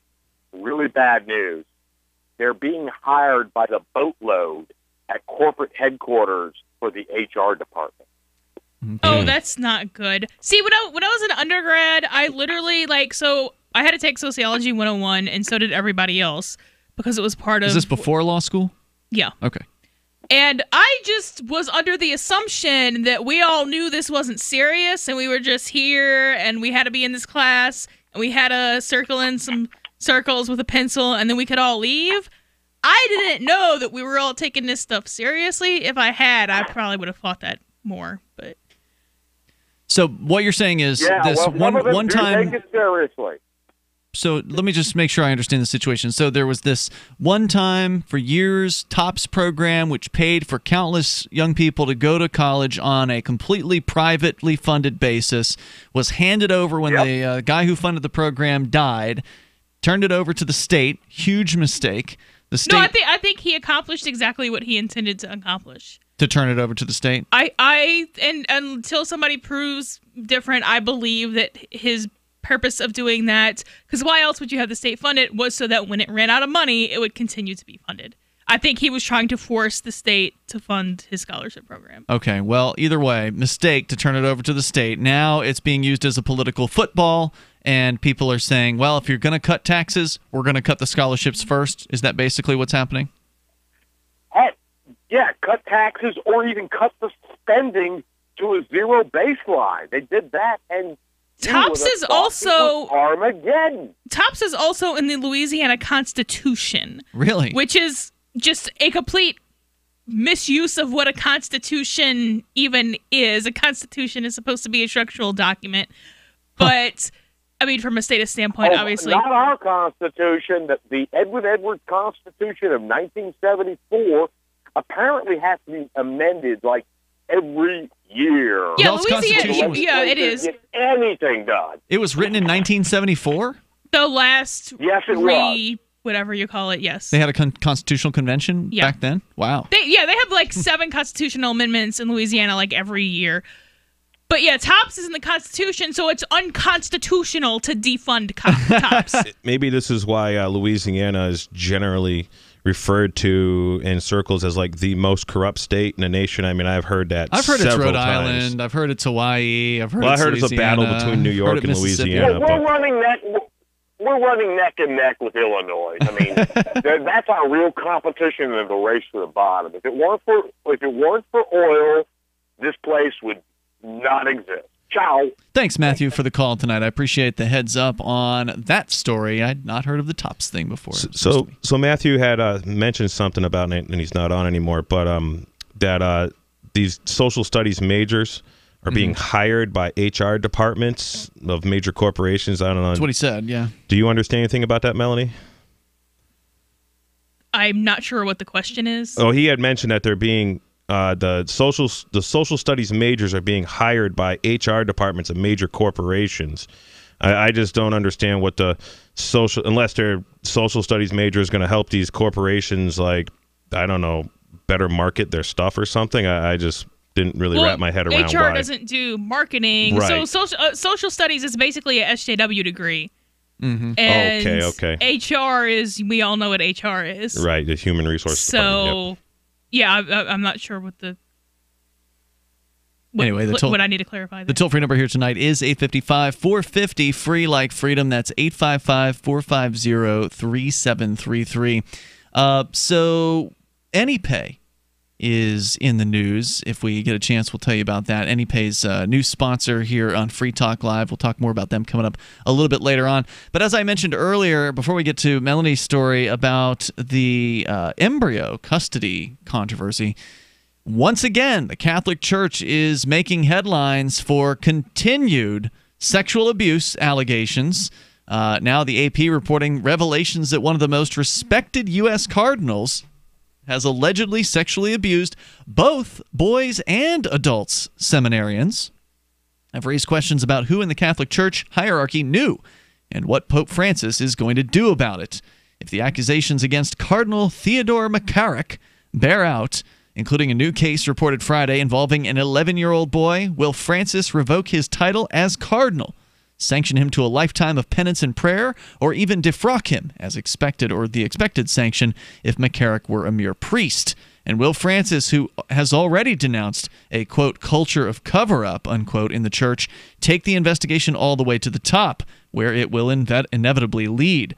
McCarrick's alleged sexual misdeeds with adults were reportedly brought to the Vatican's attention years ago. The matter is now on the desk of the Pope, who has already spent the better part of 2018 dealing with a spiraling child sex abuse, adult gay priest sex, and cover-up scandal in Chile that was so vast that the entire Bishops' Conference offered to resign this year in May over it. And so anyway, just thought it was interesting that I remember this story, the same story 30 years ago or 20 years ago or whatever it was in the late 90s. Keeps on coming back. It just keeps happening.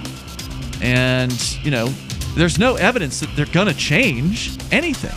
The toll-free number here is 855-450 free like freedom. On the way, an embryo custody situation in Arizona. It's Free Talk Live. If you or anyone you love has been diagnosed with lung cancer, asbestosis, or mesothelioma, your diagnosis may be the result of job-related exposure to asbestos, and you may be entitled to compensation. Over $30 billion in trusts have been set aside for individuals who have been affected by asbestos exposure. How do you protect your rights and get the compensation you deserve? Call Capital Legal Group now at 800-400-LUNG. Capital Legal Group is one of the nation's resources for settlement of lung cancer and mesothelioma cases. Law firms have successfully recovered over $2.7 billion for their clients in all 50 states, and claims have been paid in as little as 60 days. If you or a family member were diagnosed with lung cancer, asbestosis, or mesothelioma, call Capital Legal Group now at 800-400-LUNG. We'll open a no-cost case review on your behalf. A history of tobacco use or cigarette smoking will not disqualify your case. Visit 800-400-LUNG.com or call 800-400-LUNG. Call 800-400-5864 now. That's 800-400-LUNG. Are you tired of governments murdering people around the world? Stop using their money. There is an alternative. Bitcoin is a stateless, free market, non-political currency. Bitcoin cannot be inflated or controlled by any government. By using their money, you are helping the state. Stop doing it! You have an incredible alternative available now. Learn it, use it, spread it. Get started with Bitcoin at Bitcoin.com. That's Bitcoin.com. There are lots of ways to listen to Free Talk Live. Our podcast has been around since podcasts began, and now the FTL feed is loaded with content besides our full show archives. Did you know that we make it easy for you to customize your podcast subscriptions? We have different feeds, one that includes only our full shows, one with just the Daily Digest, and one with just the Edgington Post. You decide what you listen to. It's quick and easy to customize your feeds at feeds.freetalklive.com. That's feeds.freetalklive.com. You're listening to the live edition of Free Talk Live. Hour number 3 is next after the news here on the Liberty Radio Network at LRN.FM. From Keene in the Shire, the Liberty Media capital of the world, this is Daryl W. Perry, host of FPP Radio News for Monday, July 23rd, 2018. Silver is trading at $15.50 per ounce. Gold is valued at $1,230 per ounce. Zencash is trading at $26, and the average price of Bitcoin is $7,675. Antiwar.com reports a suicide bomber detonated himself in a crowd of people in the Kabul International Airport in the Afghan capital city on Sunday, killing at least 14 people and wounding 60 others. Officials say the slain were both civilians and security forces. While such a large attack would always be noteworthy, the timing makes it particularly so. The attack took place during the return of Afghan Vice President Abdul Rashid Dostum. A large number of high-ranking officials were present at the time of the attack, though none appear to have been among the casualties. The bomber seems to have hit further back in the crowd where security was managing civilians. Dostum has been in exile recently after he was accused of ordering the kidnapping and rape of a former governor seen as a political rival. Dostum retained substantial political support in the Faryab province, and his return came amid large protests demanding he be allowed back in the country. While Dostum and the other officials were unharmed, it was clearly a jarring incident for many, as top officials aren't often present to witness suicide bombings or the aftermath. The Islamic State issued a statement taking credit for the attack, which is unsurprising. The Islamic State has been responsible for many of the large attacks in Kabul recently. High casualty attacks inside Kabul have been a problem for years, and the recent flurry of incidents are a particular embarrassment for the Afghan government, underscoring how badly they are failing to provide security even within their own capital city. Zencash is the world's first private, distributed, and reliable platform for communications, transactions, and publishing. Zencash has the ability to use both transparent and shielded transactions, with shielded transactions using zero-knowledge proofs. Zencash features global governance with inclusive decision-making, reliable funding for continuous improvements, and documentation and wallets in many languages that are available for Linux, Mac, Windows, and Android devices. Learn more at zencash.com. That's zencash.com.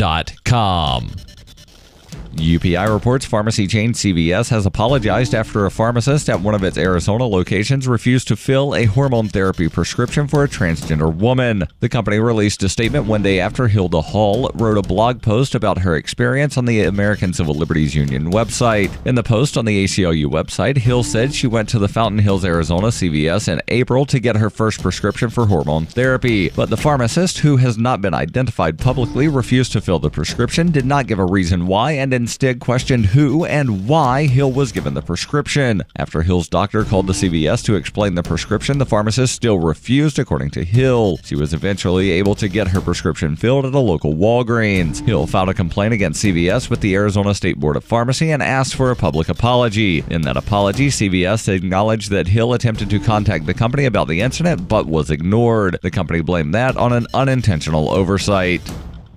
Are you an advocate for free market money? Do you promote Bitcoin as an alternative in a fiat-centric world? Then you need Spendabit in your arsenal, the search engine for things you can buy with Bitcoin. Spendabit aggregates millions of products from thousands of Bitcoin-enabled merchants. Keep your money in the free economy. Visit spendabit.co today. Bitcoin merchants, ask about our merchant suite to reach even more customers. Spendabit.co.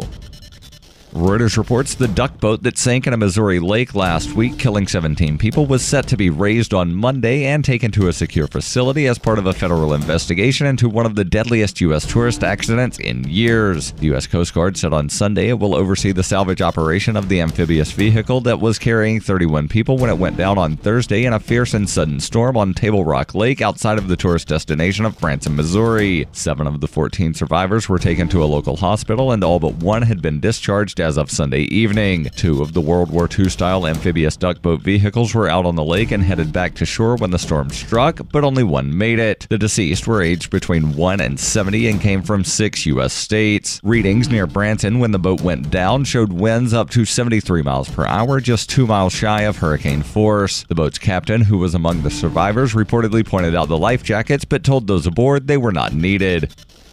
Every purchase you make from one of my affiliates at shop.fppradio.com helps fund FPP Radio. That's shop.fppradio.com.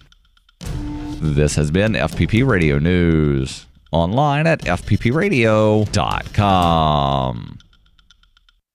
calling it the most effective means to reaching one's full earning potential. A new report issued by the Employee Benefit Research Institute this week found that violently slamming one's supervisor against a wall and shouting, "Cash, I need more cash," is still the leading tactic for securing a raise amongst American workers. We found that employees have the most success negotiating their salaries when they stride confidently into their supervisor's office, manhandle them like a rag doll, and demand more money right now. Experts confirmed that the majority of employees who managed to increase their salaries maintained direct eye contact with their supervisors while reiterating that they were not f***ing around, emphasizing their position with phrases such as, "Give me the money now," and "I said more cash, old man." The Onion sat down with Kevin Simmons, who recently applied these methods in negotiating a competitive bump in his annual salary. So the other day I walked right into his office, grabbed his throat with my hand, and told him straight up, "Start paying me more f***ing money today."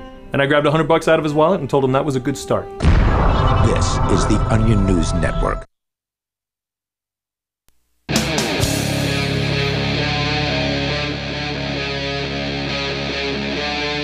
Free Talk Live. It is Free Talk Live, and we're launching into the third hour of the program. As always, you're invited to join us here. The toll-free number, 855-450-FREE, like freedom. That's 855-450-3733. We do have Skype at Skype username LRN.FM, plus our Discord on-air call-in line room over at discord.lrn.fm. With you in the studio tonight, it's Ian. Melanie. And Jay. Coming up, Melanie will be telling us about an embryo custody situation in Arizona, which is a new concept for me. We'll find out what exactly that means.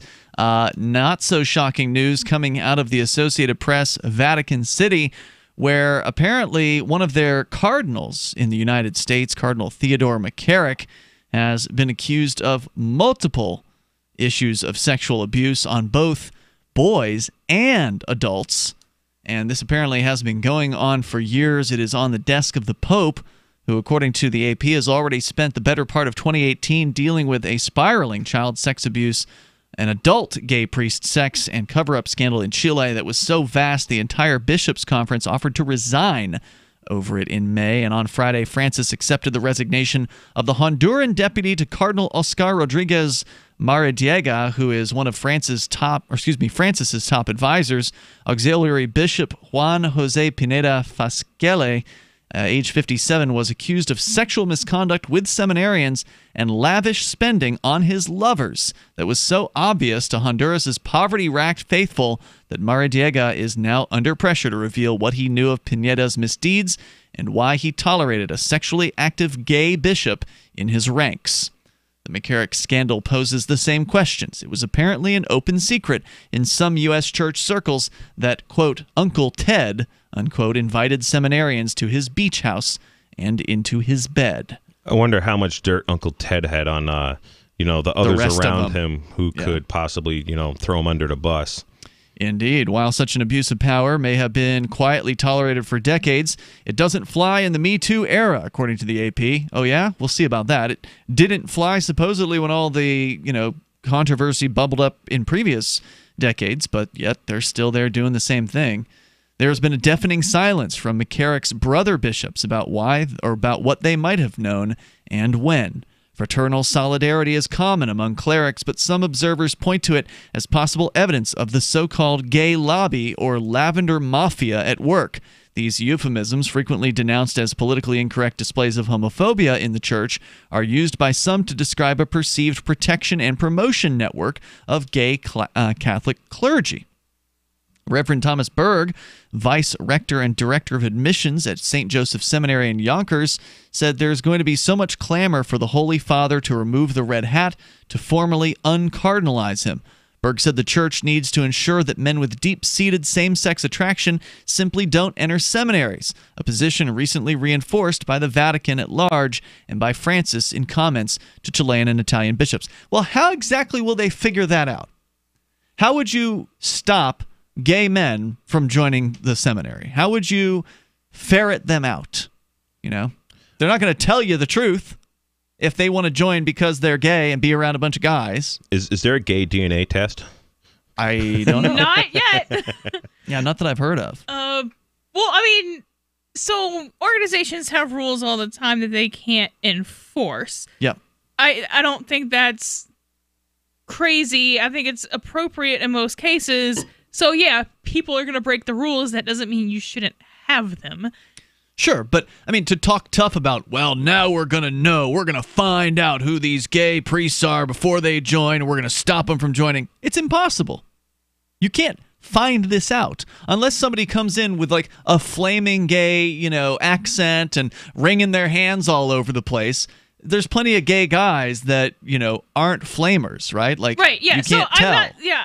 I understand that you cannot identify gay people on site necessarily, but first of all, a lot of people are just, I would imagine, are not going to sign up if the organization that they're signing up for a position says, okay, we don't want you here. But you're not welcome if you're a gay cardinal, right? Like, that's not purportedly something that's already allowed, and they're just going to all of a sudden cut it off.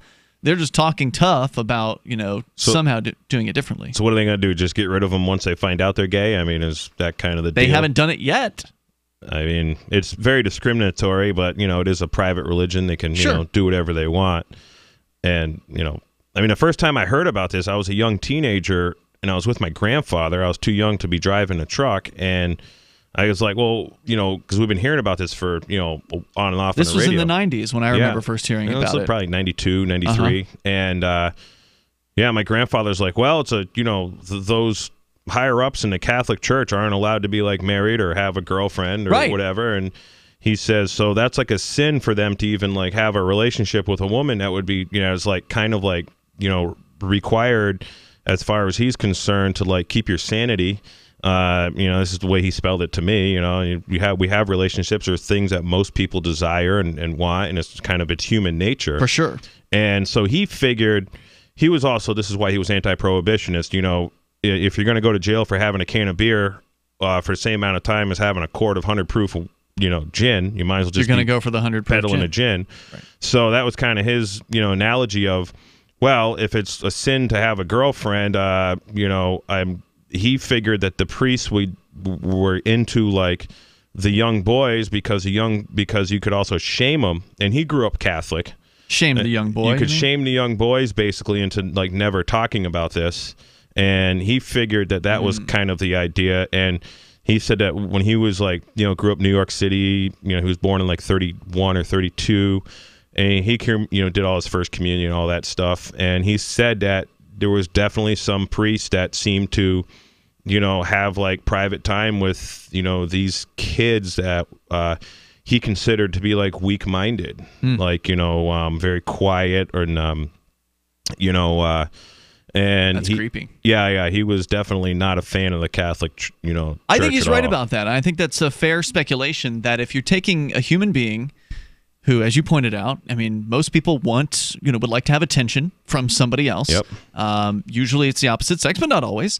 But if they are prohibited from that, if they're prohibited from having any kind of a romantic, intimate relationship with another human being, what you're saying is if they want to do that anyway, that they're more likely to do it to these victims who wouldn't want to come out of the closet, Correct. Who wouldn't want to reveal that, that was happening, and that they would be safer by going in that direction. And then my grandmother, I started talking to her about it, and she just went crazy because she loves the Catholic Church, and this would Really? never happen. And Is she a Catholic? oh yeah, she's got all the little Catholic voodoo dolls or whatever. So they're she was just called. in total denial. Oh, She yeah, couldn't believe it would even be. Oh, she was so pissed that my grandfather even told us kids that. Oh yeah. He says the church should take action when celibacy vows are violated. Quote, "We can't effectively prevent the sexual abuse of minors or vulnerable adults by clergy while habitual and widespread failures in celibacy are quietly tolerated," he said. Yeah, no, that's not the same. What do you mean? That they can't prevent abuse as long as people are sleeping around? No. Right. He's saying we need to stop all the normal celibacy violations first before we can stop abuse of other people, of children or whatever, is basically what he said there.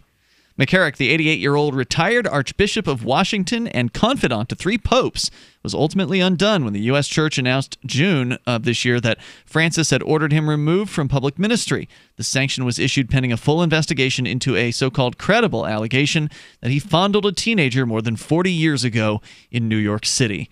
The dioceses of Newark and Metuchen, New Jersey, simultaneously revealed they had received 3 complaints of misconduct by McCarrick against adults and had settled 2 of them. Does that mean they paid the person to go away when they say they settled it? Another alleged victim, the son of a McCarrick family friend identified as James, came forward in a report in the New York Times, and subsequently in an interview with the Associated Press. James said he was 11 when McCarrick first exposed himself to him. From there, McCarrick began a sexually abusive relationship that continued for another 2 decades. Well, I'm sure that there's copycats that never got touched by priests that said they were just so they could get in on the settlements, too. We're going to continue with your calls and thoughts. You can take control of the airwaves at 855-450 free like freedom. That's 855-450-3733. And also you can Skype in. Skype username here, lrn.fm. She seems happier. Her fur is so much shinier, silkier, softer. She has really mellowed a lot. Sheba is 105 lean pounds of shiny, smooth, happy dog for life. The shedding has stopped. The itching has stopped. Since 2001, we've helped more than 250,000 dogs get over their nutritional deficiency miseries. And saved our customers bazillions in vet bills. Everything we tried failed except the Dynovite. Come to Dynovite for help. DINOVITE.com. If you want the dog to be healthy, you got to feed it something healthy. The omega-3 fatty acids, flaxseed, zinc, alfalfa, the digestive enzymes that are cooked out of regular dog food. Dynovite is nutrition. Dynovite for life. Don't let your dog itch, scratch, stink, or shed like crazy. Come to Dynovite for help. 859-428-1000. 859-428-1000. DINOVITE.com.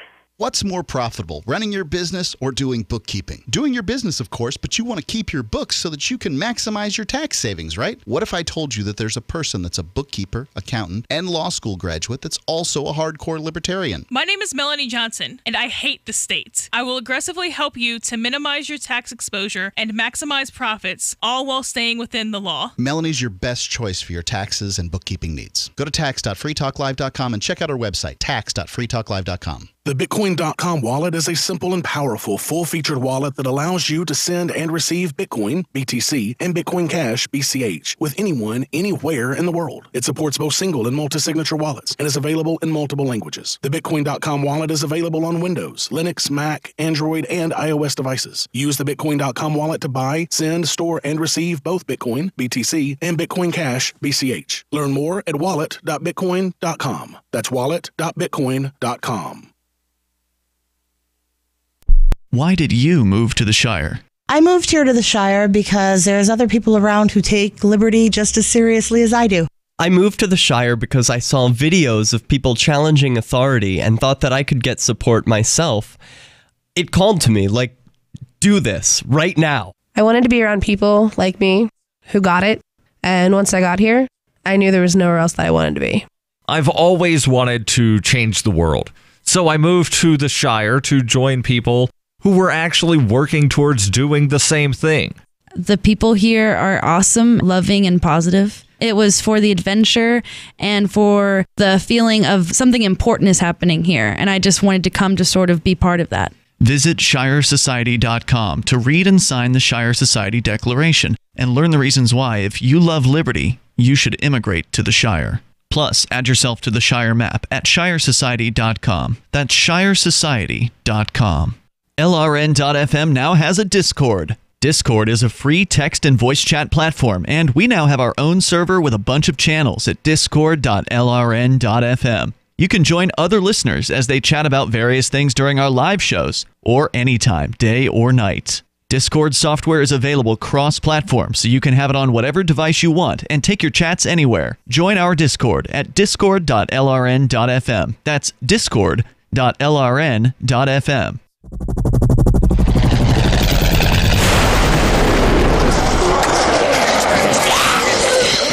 In Survivor Max 2, School Bites, Max must scavenge through a wasteland swarming with the undead. Desperate to find the medicine he needs, he discovers a community of survivors at his former school. Has he finally found the safe haven he's been looking for, or will he discover that school bites?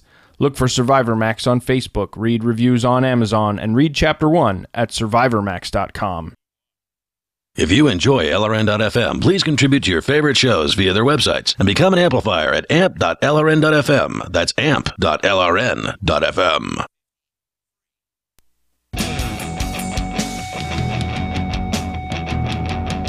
Hey, it's Free Talk Live. You're invited to join us on the radio. Our toll-free number is 855-450, free like freedom. If you want to join us here, our number again, 855-450-3733. And I do want to let you know that AnyPay is now one of the sponsors here on Free Talk Live. In fact, we've teamed up to help promote AnyPay because I think it's that cool of an app. AnyPay, for those that don't know, this is your solution. If you're a manager of a retail establishment, if you are an owner of a retail establishment, someplace where people come into and buy things, whether it be a restaurant or a physical store with items that you can buy, and you've been wanting to accept cryptocurrency, but you just haven't figured out how to go about doing it yet, AnyPay is your solution. You go to anypay.global, and you can sign up there. It really doesn't get any easier than this sign-up process. In fact, I've actually told the AnyPay guys it's too easy because all you have to do is just type in your email and your password, and they don't even check the email. Normally when you go to a website, there's an email that goes to your email address, and you verify that it's actually your email. They don't even check you on this. So you literally sign up with no approvals whatsoever. There's no paperwork to fill out. There's no government forms. There's no approval process. You don't have to ask anybody's permission. This is the way crypto is supposed to be. Accepting cryptocurrency is not about going through government checks and background checks and all that. So you just go and get signed up at anypay.global. You download the app onto your point-of-sale device. So if you've got a tablet at your cash register, you're already halfway done. And then you get it rolling, and it's literally you're going within minutes from having gone to anypay.global. It's that easy. The coolest thing about AnyPay, and I've actually got a couple of merchants, set up with it, and I didn't set them up with it. I pointed them to the guys who created it. Mm-hmm. And the coolest thing about it is that a couple of my one of my friends is the creator, and they're good. He's a good guy. Derek J, who's a former host on Free Talk Live. And so, anyways. But what they really liked about it was the fact that the different people that worked at their establishment could literally put this on their own personal device, and they didn't have to have a tablet floating around, which they kind of thought was annoying, and different people, walking around with a tablet. Who's got the tablet to accept the crypto? They could all put it on their phone, and then when it goes on their phone, they it all goes to a central wallet that's set up for the establishment, and that was the selling point for one guy who I got to set it up, and he was just so happy that it worked like that, and it just easy. Works. It's so easy. So go to anypay.global and get started there. And even if you're not a retail establishment, you could still use it to accept crypto payments in real life. It just makes it super easy.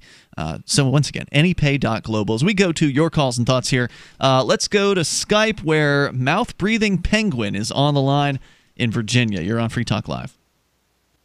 Yes, so-called minister, so-called Ian Freeman, if that's your real name.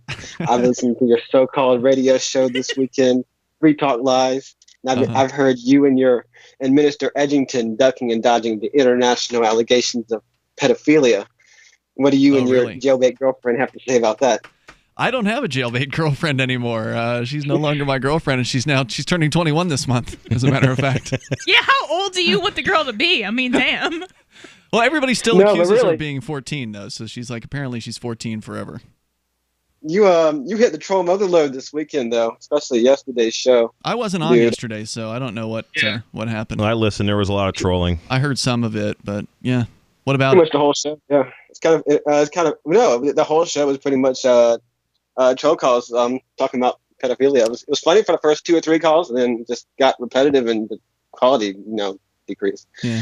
But well, what an honor that people will spend so much of their time obsessing over these matters here on Free Talk Live, that we are so important to them that they spent an entire evening out of their life spending it on us. Thanks so much. It was front to back. Hey, quick. Isn't it a coincidence that a principled libertarian is running for a New Hampshire state senate, and all of a sudden and all of a sudden the trolls come out of the woodwork with all these accusations all over the place, just out of the woodwork. You think it has to do with the fact that I'm running for New Hampshire State Senate is why they're? I don't know. I think it's just kind of random. Could be some more Russian interference. Russian, it could be being paid right out of Vladivostok. You don't even know. Yeah, I don't know. I'll tell you one thing. I don't lose any sleep over it. I really don't care. My assumption is that Discord has just, brought a lot of these gamer types to. They're like, hey, check out this show and let's see if we can horse around and fool around with this guy. Because my little brother was really into this like online gaming thing, and he was always late night in a lot of these like chat rooms, and he became buddies with a lot of these guys, and they were just constantly doing goofy kid things all the time. Off. So this is, you can't really make a prank call anymore. I mean, it's just, I used to do it when I was a kid, and but this place, Free Talk Live, anybody can call, and you don't really screen calls. No, so that's true. People just take advantage of it, and That's a lot fine. of it's just kids having fun. Yeah, it's fine. And I would have done similar things when I was a teenager, probably. I don't know if I would have been as profane about it, but certainly, like you said, Jay, we've all made crank calls. The Jerky Boys were big when I was about 12, 13 years old. Right, in the 90s. So we all wanted to be the Jerky Boys, and we just had a lot of fun, and we got in some trouble for it. Father caught us and put a stop to that real quick. Hey, anything else, Penguin? Yeah, well, these guys have that ringleader guy out of Australia, and he's been, I guess, spamming the Discord. But yeah, it's something a little bit beyond that. But they are a bunch of Discord trolls he's getting to call in or something. It's really weird. It's just, I don't know. I don't really know why. Well, it's not the first time. There was years ago on Free Talk Live. There was a message board on the IGN forums. It was called Tvestibule, and they called in just call after call after call, and most of them were just god awful cranks, just like they always are, right? Like just 12-year-olds are not that good at cranking. They're just not that creative for the most part. They would just want to get on the air and say the F word or the N word or something like that, and that's usually about their only goal.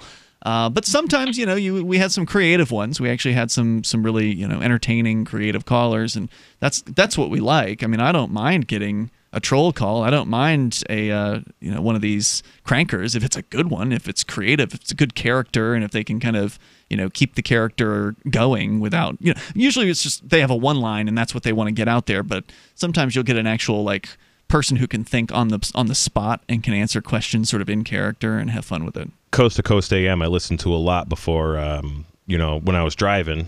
Before I started actually listening to LRN full time, with the phone call, the caller line, I listened to a lot of Coast to Coast, did a lot of late night traveling most of my life, and there was some really, really impressive crank callers that would get past the screeners.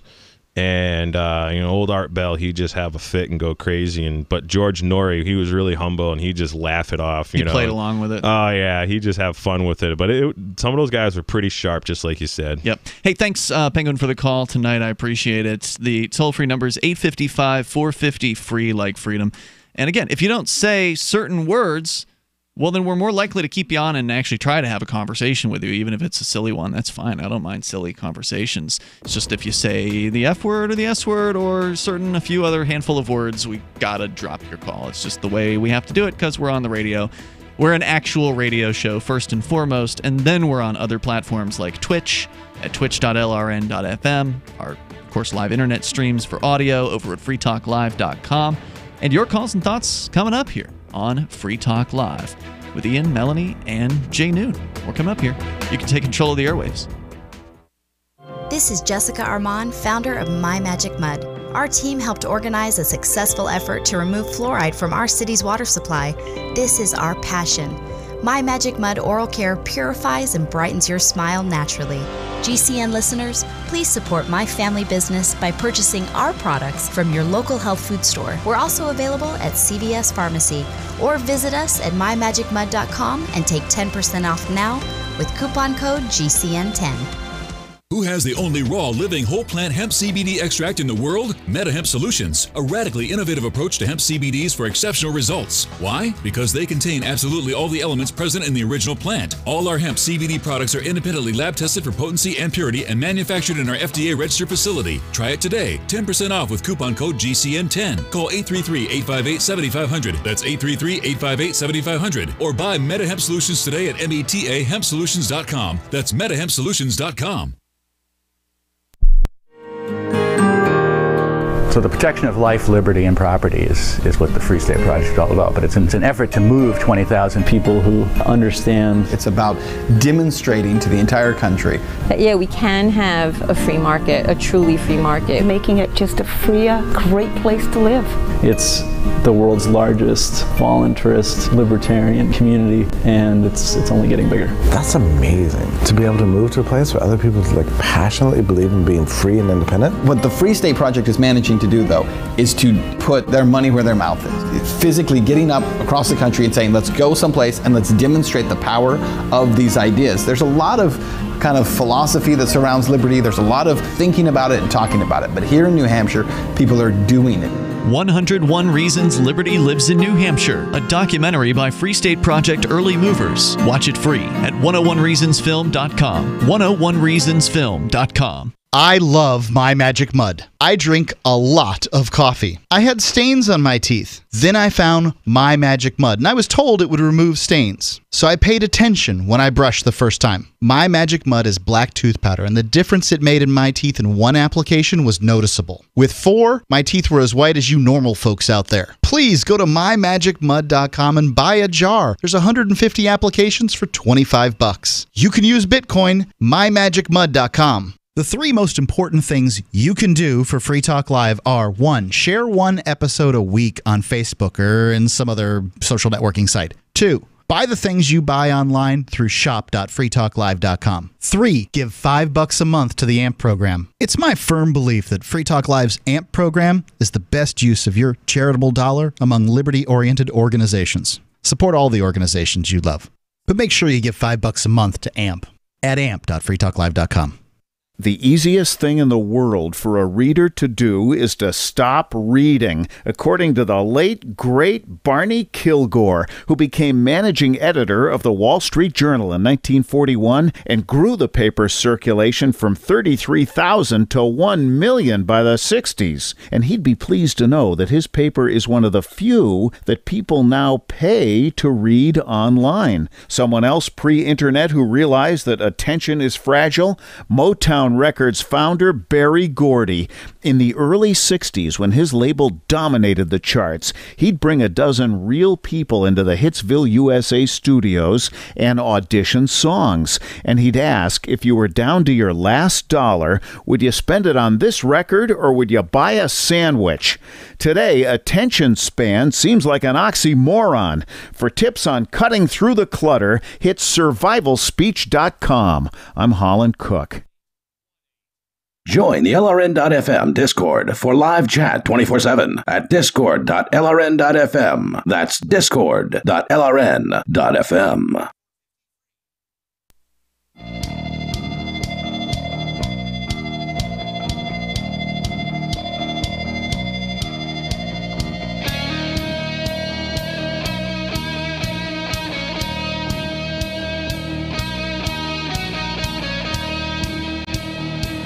It's Free Talk Live. Dial on in here toll free. Take control of the airwaves. 855-450-FREE. Like freedom. Joining you tonight, it's Ian, Melanie, and Jay.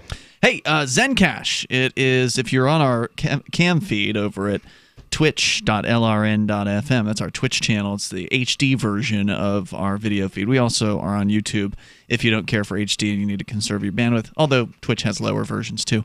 Anyway, you can see in the background there's a Zencash banner there, and we're glad to have Zencash on board as one of the sponsors here on Free Talk Live, because it's actually a cryptocurrency that was founded by liberty-minded people, by programmers who understand freedom. They understand voluntarism. They actually wrote about voluntarism in the white paper for Zencash. So what is Zencash? Well, it's another cryptocurrency, but this one has privacy built into it, some of the best privacy technology out there, and they've got they're coming out with the decentralized autonomous organization to govern the Zencash system, which is very exciting. And of course, again, the fact is it's based in the foundation of the ideas of freedom. There are over 13,000 full nodes, secure nodes on the Zencash system. And if you run a secure node in Zencash, you actually get paid to run that secure node, which is pretty cool. I have not yet done that, but at some point I do want to actually take the time to get a secure node up and rolling with Zencash.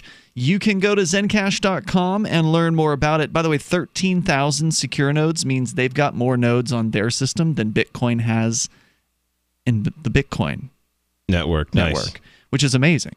And so it really shows that the marketplace is responding to Zencash. So go to zencash.com. You can learn more about the crypto there and get started with it. Once again, Zencash with a Z, zencash.com. Let's go to your calls and thoughts here. We got Ranger. He's on in Chattanooga. Hello. Oh, I don't know if you got a speaker up real loud in the background. Turn your radio off. But I'm hearing myself back, and that's got to go away. Otherwise, it's not going to work out. Ranger, you're on the air. Better? Go. Yeah, much better. Go ahead. All right, got two questions for you. Sure. Why do you guys screen calls?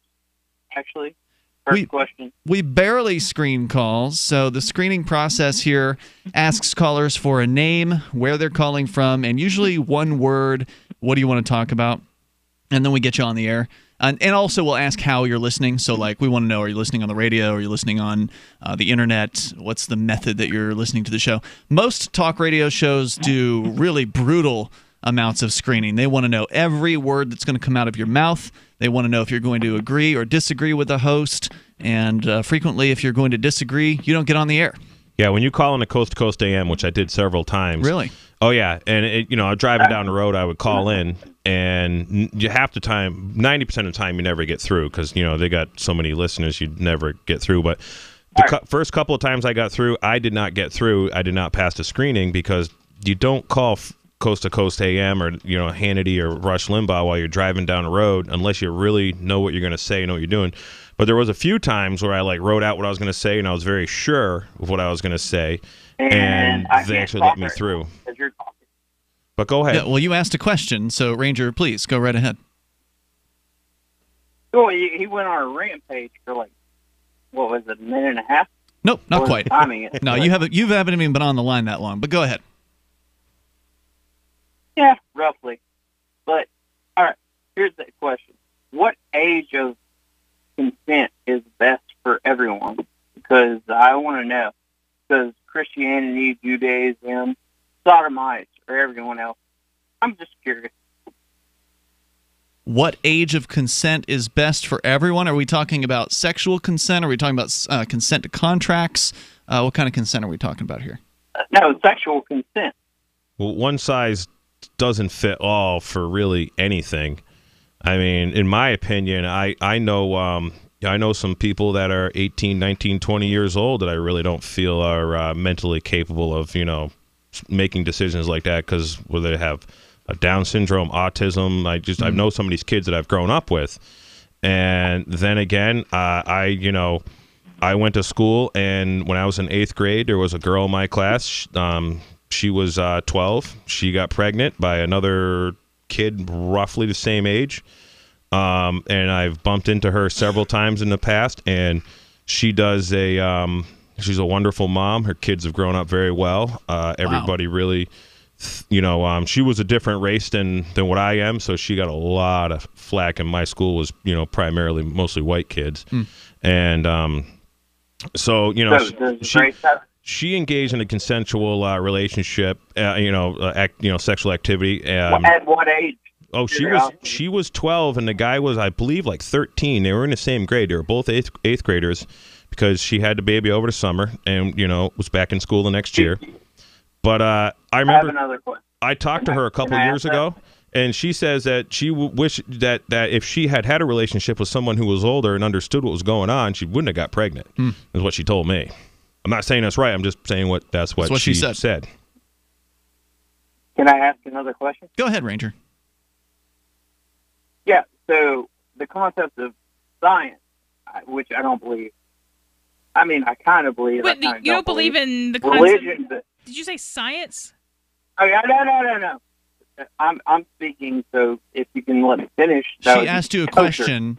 When if I don't understand what you said, we can't really continue. Right, so here's how conversations work. If somebody's actually listening to you and they ask you a question, it means they're trying to understand you. Yes, sir. Continue. I will shut up. I will shut my mouth. Well, no, we're not asking you to shut your mouth. We are explaining to you why somebody might ask you a question in the middle of you saying something. It's because she's listening and she wants to understand what you were saying. So please, go ahead with what you were going to say. Yeah, if I do that, I will be shut off. I don't know what you're talking about. You haven't been shut off, so please, go ahead with whatever the question was. No, she can continue. Melanie, please continue. She already asked you the question. I asked you, did you say science? Because I wasn't clear on what you said, and that's really the only thing I could say until you answer that or continue or whatever. Maybe re-ask the question. You said you don't believe in, I think you said science, but I'm not sure that that's what you said. No, I was going to make a point about science and religion. So science is basis. What do you think religion says about sexuality and everything else? Which religion? That's my question. I'm trying to learn here, honestly. So enlighten me. Okay. Well, was there one particular religion you're asking about? Because different religions have widely varying views on sexual relations. Just like different countries, different states, different cultures. I'm trying to figure out what you guys believe. That's the question. Well, that's a different question. Well, we're all three different people here. Melanie, I think you're an atheist, if I'm not mistaken. Yeah. I'm a panentheist, and I don't know what Jay's religious viewpoint is. I'm just confused. No, that's what I'm trying to understand. I listen to you. I'm a new caller, and I'm trying to understand what you guys believe individually. Sure. Okay.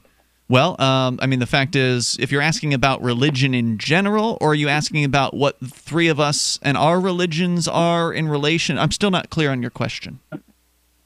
Okay, so the sexuality, from what I've heard, is that Catholicism, they can do whatever they want to do. No, definitely not. That's not if you're a cardinal. Yeah, I'm not a Catholic, but I know enough to say that as we were talking about earlier, the Catholic Church is currently in turmoil because more of their cardinals have been found to be violating their celibacy rules. So the rule is their cardinals and priests are not supposed to have sex and have any kind of intimacy with not only the opposite sex but the same sex, and they're violating that. I mean, this is a big question, and you're welcome to call again with more specific questions. And thank you, Ranger, for your call tonight. But I mean, we don't know every religion in the world, and certainly couldn't summarize all their viewpoints when it comes to sexuality. Does your dog itch, scratch, stink, or shed like crazy? Come to Dynavite for help. Order a 90-day supply of Dynavite. Everything we tried failed except the Dynavite. Pick up 2 bottles of Super Mega Fish Oil. Get the 3rd bottle free. Packed with omega-3, DHA, and EPA fatty acids. Super Mega is great for your dog's immune system, healthy skin, and soft, shiny fur. Dogs love it. Try Super Omega Fish Oil. Buy 2, get 1 free. At Dynavite.com. DINOVITE.com. Imagine this is you. You're working late when you get an alert on your smartphone. Your motion-activated Blink security camera picked up something at home. You pop open the Blink app and see the silhouette of a man peering through your kitchen window. You dial 911 and the police roll. The job of a home security system is to help stop crime, which is why I chose Blink. Get 3 Blink cams for way less than the other guys, plus an extra 15% off. Visit blinkprotect.com/FTL. blinkprotect.com/FTL. If you owe any money to the IRS, you need to call *1234. That's star 1234. Uncle Sam has the power to make your life miserable. You could stop the IRS collections process right now by calling star 1234. When you call the Tax Defense Center, you'll get free information on how you can reduce or eliminate your back taxes, including penalties and interest. Star 1234. Star 1234 could save you thousands on your back taxes. You could also be helped if you have unfiled returns, a tax lien, wage garnishment, bank levy, or if you have entered into a payment plan and can't make the payments. It's your hard-earned money. Stop Uncle Sam right now. Make the call that could help you end the worry today. Star 1234. That's star 1234. Star 1234. Star 1234. Free Talk Live. This is what petty bureaucrats do. They protect their turf. And if you can tell me the operable difference between governments, city, state, federal, whatever they might be, and the most successful gang in a given area, I'd love to hear the difference. I just don't know what the difference is. Yes, government has a funny way of appointing its dons. Elections. But that's really it. That's all I can come up with. It's a gang that's figured out, hey, if we let people participate, if they have a vote, that is statistically an insignificant fact that they have a vote, but we let them have one, then they'll feel like they're part of us, and then they can do whatever they want. They cannot pave a road for 43 years and then have everybody claim that without the government we wouldn't be able to pave roads. Free Talk Live, 7 nights a week from 7 to 10 Eastern, live on the Liberty Radio Network at LRN.FM. Did you know you can watch Free Talk Live during our live show 7 days a week from 7 to 10 p.m. Eastern via our studio cams at cam.freetalklive.com? Plus, you can chat with other listeners while you watch, all totally free. Now that our live video stream is hosted by YouTube, our video archives will be online even faster, so be sure to subscribe to our YouTube channel. Listen, watch, and chat all free at cam.freetalklive.com. That's cam.freetalklive.com. So you've signed the Shire Society Declaration and are planning your move to New Hampshire to be around more liberty-oriented people. Next, sign up for the Shire Society Forum at forum.shiresociety.com. There are a bunch of people there who are already in the Shire, and they want to meet you. If you're already in the Shire physically, you should also come by the forums. Remember, not everyone uses Facebook. New people are signing up for the Shire Society Forum every month, so drop in and say hello at forum.shiresociety.com. You're listening to the best liberty-oriented audio streamed around the clock, on the air, and online. This is the Liberty Radio Network at LRN.FM.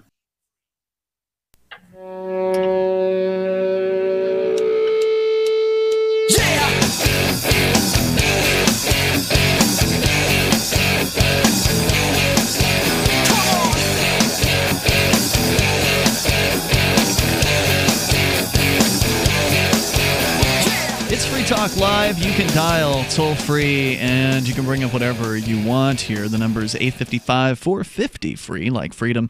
And joining you in the studio tonight, by the way, it's Ian. Melanie. And Jay. We're going to go back to your calls and thoughts, but I do want to make sure you know about the AMP program. If you like what we do here on Free Talk Live, you like the fact that we're on the air, on the radio, on 190-plus radio stations from coast to coast at various different times throughout the week. If you like that, if you like the fact that we're talking about freedom and liberty and peace, and cryptocurrency on those radio stations, and also, of course, online and via satellite delivery in different parts of the world, then please help us by amping the show at amp.freetalklive.com. AMP stands for Advertise, Market, and Promote. It's $5 a month. That's what it costs you to get in the AMP program. You get some perks like access to the AMP-only call-in lines, the AMP-only podcast. There's an AMP-only Facebook group. There's the AMP-only chat rooms on our Discord server and more. You can go and get all the details and get signed up for $5 a month with any major credit card, with PayPal, or with Bitcoin BTC over at amp.freetalklive.com. And it makes a big difference for us when you do that. That's amp.freetalklive.com. To Sarah in New Mexico. You're on Free Talk Live. Hello, Sarah. Yes. So our new mayor, he's planning to build a homeless camp, a huge one, operated by the city, modeled after San Antonio. Oh, boy. So, okay. Kind of like the CC camps of the 30s, probably? Well, I don't know. It's for the homeless people, and I think they have something like that in San Antonio. So he visited San Antonio to study the model because we have such a homeless problem, like 5,000 homeless people. And I was thinking, why should I pay my rent $215 when I could live there for free? I was thinking, I could. There you go. A lot of people are thinking that. Well, she's also, you got to remember. What do you think is better accommodations, if you had to just guess? Well, Sarah is getting welfare. Well, I guess they're going to have porta potties, and that's going to be like, no way, man. I'm going to pay my rent. Oh, so that's going to keep you in the house. So you're not going to live in the homeless camp because of the porta potties. No, thank you. No thanks. Okay, okay. So you'd rather have a toilet that's maybe something you can clean, and you don't have to worry about what other people are doing. $215 a month has got to be heavily subsidized. Oh. Sarah, yeah. Well, it's completely subsidized because Sarah doesn't have a job. She's in Section 8, yeah. I mean, she's getting full-on rent assistance. She's getting disability, even though she can absolutely work. Clearly, she could have a job if she wanted. Well, how come I have no work history since 18 years old? Because you haven't done anything. You've been on the dole since you were 18 years old, and now you're like in your 60s or something. Would you have worked if you could not have collected this assistance? Would you have gone and gotten a job? I was homeless. Look, I was homeless for 10 years. I have to show that I cannot work. That's why I believe that's a personal choice. There are very few people who can't do any job at all. Yeah. They do exist, but if Sarah can get on the phone with us at 9:30 at night every single night Eastern time, which is pretty much what she does every night of the week, she's got the dedication to show up on time for a job, to do something. Oh, you could be a telemarketer. If it's working the phones, right? She could do a phone-based job. Yep, but absolutely. Why are you so worried about me? Oh, I'm not worried about you. Social Security is going to be gone, our pension is gone, our retirement is disappearing. What is our pension? Well, the thing about it is that, people that do have pensions in the stock market is going to be gone. Do you think that you don't have pensions problems in the stock market? You either have a pension or you own stock. I mean, or both, but those are two different things. She doesn't do either one because she doesn't have a pension, nor does she likely own any stock. Yeah, but people that do have it, when we have a big market crash, it's going to be all gone. Yeah, they better do something about that. That's their problem. It's better than beating me up. What good does What am I beating? How am I beating you up? You called in to talk about how you could figure out how to not pay rent anymore. Me saying you're the one that brought up the issue. Me saying, Sarah, I think you could have a job is actually a compliment. That's saying, hey, you've got what it takes to actually go out there and be a productive person, even though you've never really done it in your life, except maybe when you were a teenager for a brief moment. I'm not sure. I forget what your story was there. But you have not had an actual job in a long time, but you have what it takes to have a job. Well, are you? What is your training? You're a computer guy, right? Or do you have proper credentials? You work for Social Security? No, so God, no. Who are you to make this diagnosis? What do you know about it's not an a opinion. diagnosis. Stating that you are a human being is not a diagnosis. She's a human being capable of talking into a phone. In this economy, if you have a pulse, you can get a job. I know a girl who has no legs and one arm that doesn't work, and she has a career. Yeah. And she does well at it. Right. And she's not on any assistance whatsoever. What's the career? Do you mind? Do you mind saying? Just curious. They'll cut me. They'll kick me out when they cut Social Security. They announced that it's going to be gone in 6 more years. They have not announced that. Are you saying that you're going to go get a job once they cut out Social Security? You're going to actually go out and work? Well, the thing about it is that I'll probably wind up homeless well, who knows? You know what? That's beside the point. We got bigger problems.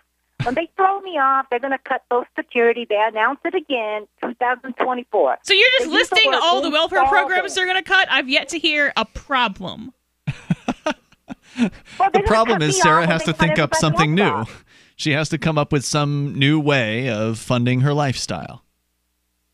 Well, we're going to have to all, pick up guns and start shooting. Okay, but you can't hold a job, but you're capable of violently overthrowing the state. Well, I'm not going to be doing it. Everybody else is going to be shooting each other. We got one coming.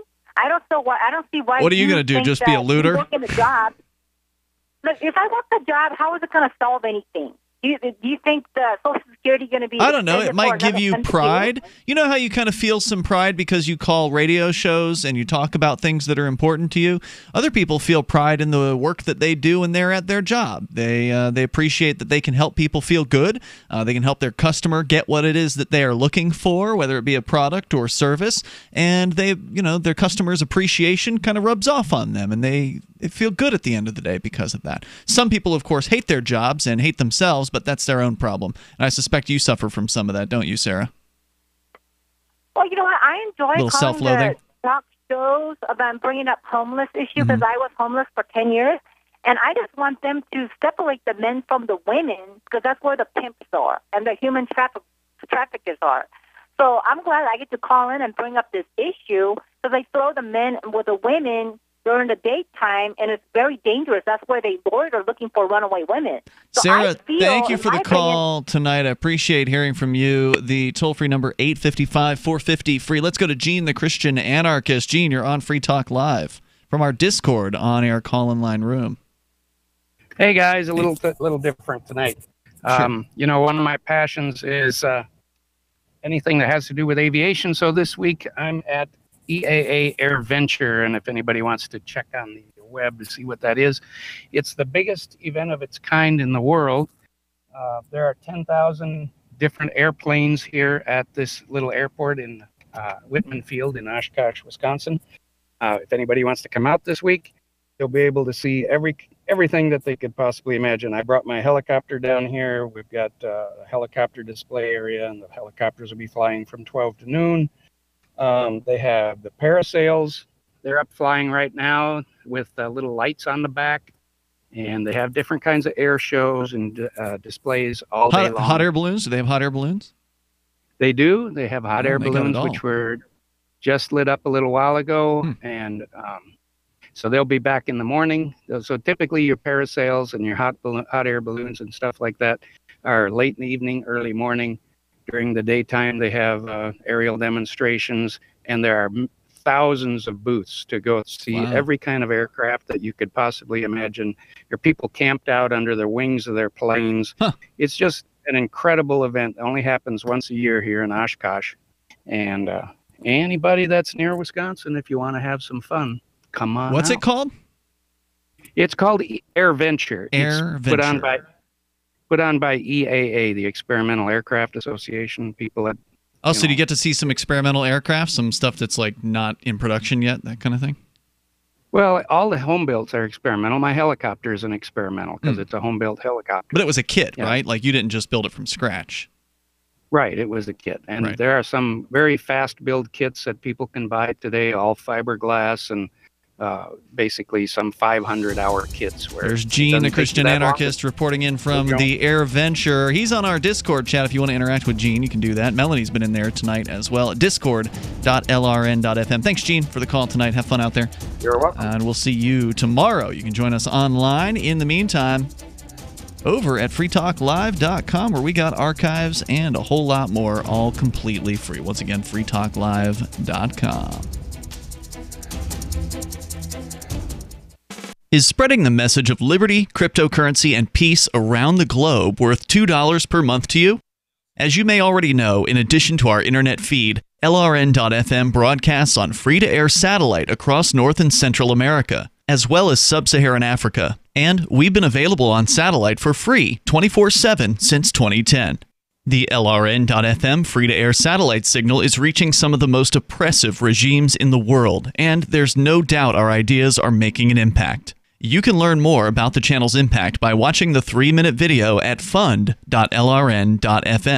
If you'd like to help free minds globally with our ideas of liberty, cryptocurrency, and peace, you can donate as little as $2 per month via fund.lrn.fm. You can help us continue and expand our satellite broadcast to multiple continents. Visit fund.lrn.fm today, and thank you for your help. Don't forget to share the link on social media. That's fund.lrn.fm.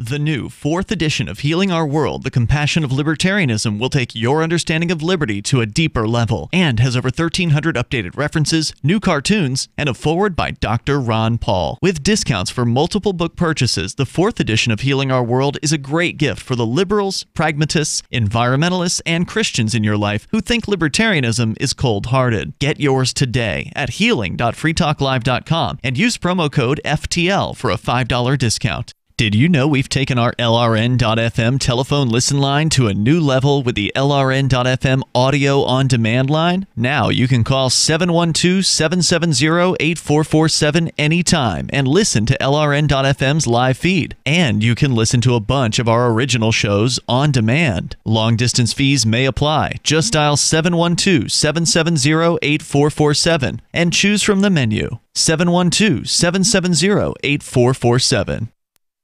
The latest episode of Declare Your Independence is next, after the news, here on the Liberty Radio Network, LRN.FM.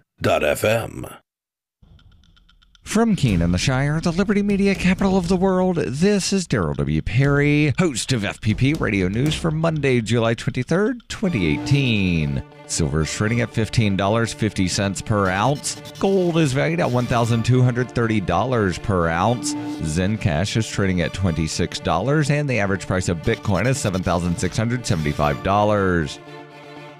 Antiwar.com reports a suicide bomber detonated himself in a crowd of people in the Kabul International Airport in the Afghan capital city on Sunday, killing at least 14 people and wounding 60 others. Officials say the slain were both civilians and security forces. While such a large attack would always be noteworthy, the timing makes it particularly so. The attack took place during the return of Afghan Vice President Abdul Rashid Dostum. A large number of high-ranking officials were present at the time of the attack, though none appear to have been among the casualties. The bomber seems to have hit further back in the crowd where security was managing civilians. Dostum has been in exile recently after he was accused of ordering the kidnapping and rape of a former governor seen as a political rival. Dostum retains substantial political support in the Faryab province, and his return came amid large protests demanding he be allowed back in the country. While Dostum and the other officials were unharmed, it was clearly a jarring incident for many, as top officials aren't often present to witness suicide bombings or the aftermath. The Islamic State issued a statement taking credit for the attack, which is unsurprising. The Islamic State has been responsible for many of the large attacks in Kabul recently. High casualty attacks inside Kabul have been a problem for years, and the recent flurry of incidents are a particular embarrassment for the Afghan government, underscoring how badly they are failing to provide security even within their own capital city.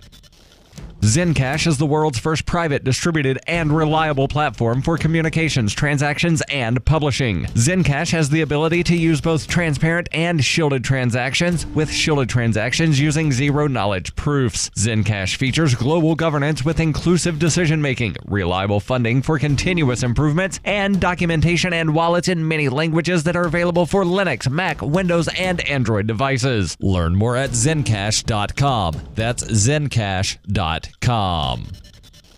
UPI reports pharmacy chain CVS has apologized after a pharmacist at one of its Arizona locations refused to fill a hormone therapy prescription for a transgender woman. The company released a statement one day after Hilda Hall wrote a blog post about her experience on the American Civil Liberties Union website. In the post on the ACLU website, Hill said she went to the Fountain Hills, Arizona CVS in April to get her first prescription for hormone therapy, but the pharmacist, who has not been identified publicly, refused to fill the prescription, did not give a reason why, and instead questioned who and why Hill was given the prescription. After Hill's doctor called the CVS to explain the prescription, the pharmacist still refused, according to Hill. She was eventually able to get her prescription filled at a local Walgreens. Hill filed a complaint against CVS with the Arizona State Board of Pharmacy and asked for a public apology. In that apology, CVS acknowledged that Hill attempted to contact the company about the incident but was ignored. The company blamed that on an unintentional oversight.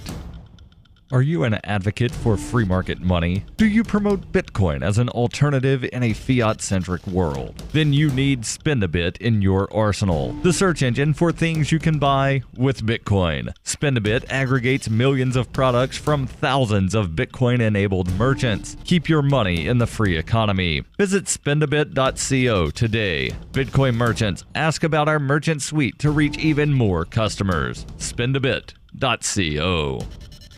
Reuters reports the duck boat that sank in a Missouri lake last week, killing 17 people, was set to be raised on Monday and taken to a secure facility as part of a federal investigation into one of the deadliest U.S. tourist accidents in years. The U.S. Coast Guard said on Sunday it will oversee the salvage operation of the amphibious vehicle that was carrying 31 people when it went down on Thursday in a fierce and sudden storm on Table Rock Lake outside of the tourist destination of Branson, Missouri. 7 of the 14 survivors were taken to a local hospital, and all but one had been discharged as of Sunday evening. 2 of the World War II-style amphibious duck boat vehicles were out on the lake and headed back to shore when the storm struck, but only one made it. The deceased were aged between 1 and 70 and came from 6 U.S. states. Readings near Branson when the boat went down showed winds up to 73 miles per hour, just 2 miles shy of hurricane force. The boat's captain, who was among the survivors, reportedly pointed out the life jackets but told those aboard they were not needed. Every purchase you make from one of my affiliates at shop.fppradio.com helps fund FPP Radio. That's shop.fppradio.com. This has been FPP Radio News. Online at fppradio.com. Right now, it's looking like tonight's record $500 million Powerball drawing could be cancelled, as embarrassed lottery officials have admitted they lost the balls. Douglas Bronstein, Deputy Director of the Multi-State Lottery Association, addressed the press moments ago. We have a quote, "We know how important the balls are to a successful drawing. I saw them the other day, and I'm sure they'll turn up somewhere." Bronstein says it's usually Marketing Director Ben Callahan's job to keep an eye on the balls, but when reached for comment, Callahan said he just sits next to the balls. It's not his job to know where they are every second of every day. According to Bronstein, it's crucial they find the balls before tonight's drawing. Quote, "We'd love to use different balls, but these ones have the numbers on them." Bronstein added that once they figure out where the balls are, they promise to keep them in some sort of case instead of just lying around the office. When we return, we'll meet some of the undeterred Powerball superfans who are camping out before the big drawing dressed as their favorite numbers. This is the Onion News Network. And now, live from the studios of Freedom's Phoenix, Ernest Hancock. Believe me when I say we have a difficult time ahead of us. But if we are to be prepared for it, we must first shed our fear of it. I stand here without fear because I remember that I am here not because of the path that lies before me, but because of the path that lies behind me. I remember that for 100 years we have fought these machines. And after a century of war, I remember that which matters most. We are still here.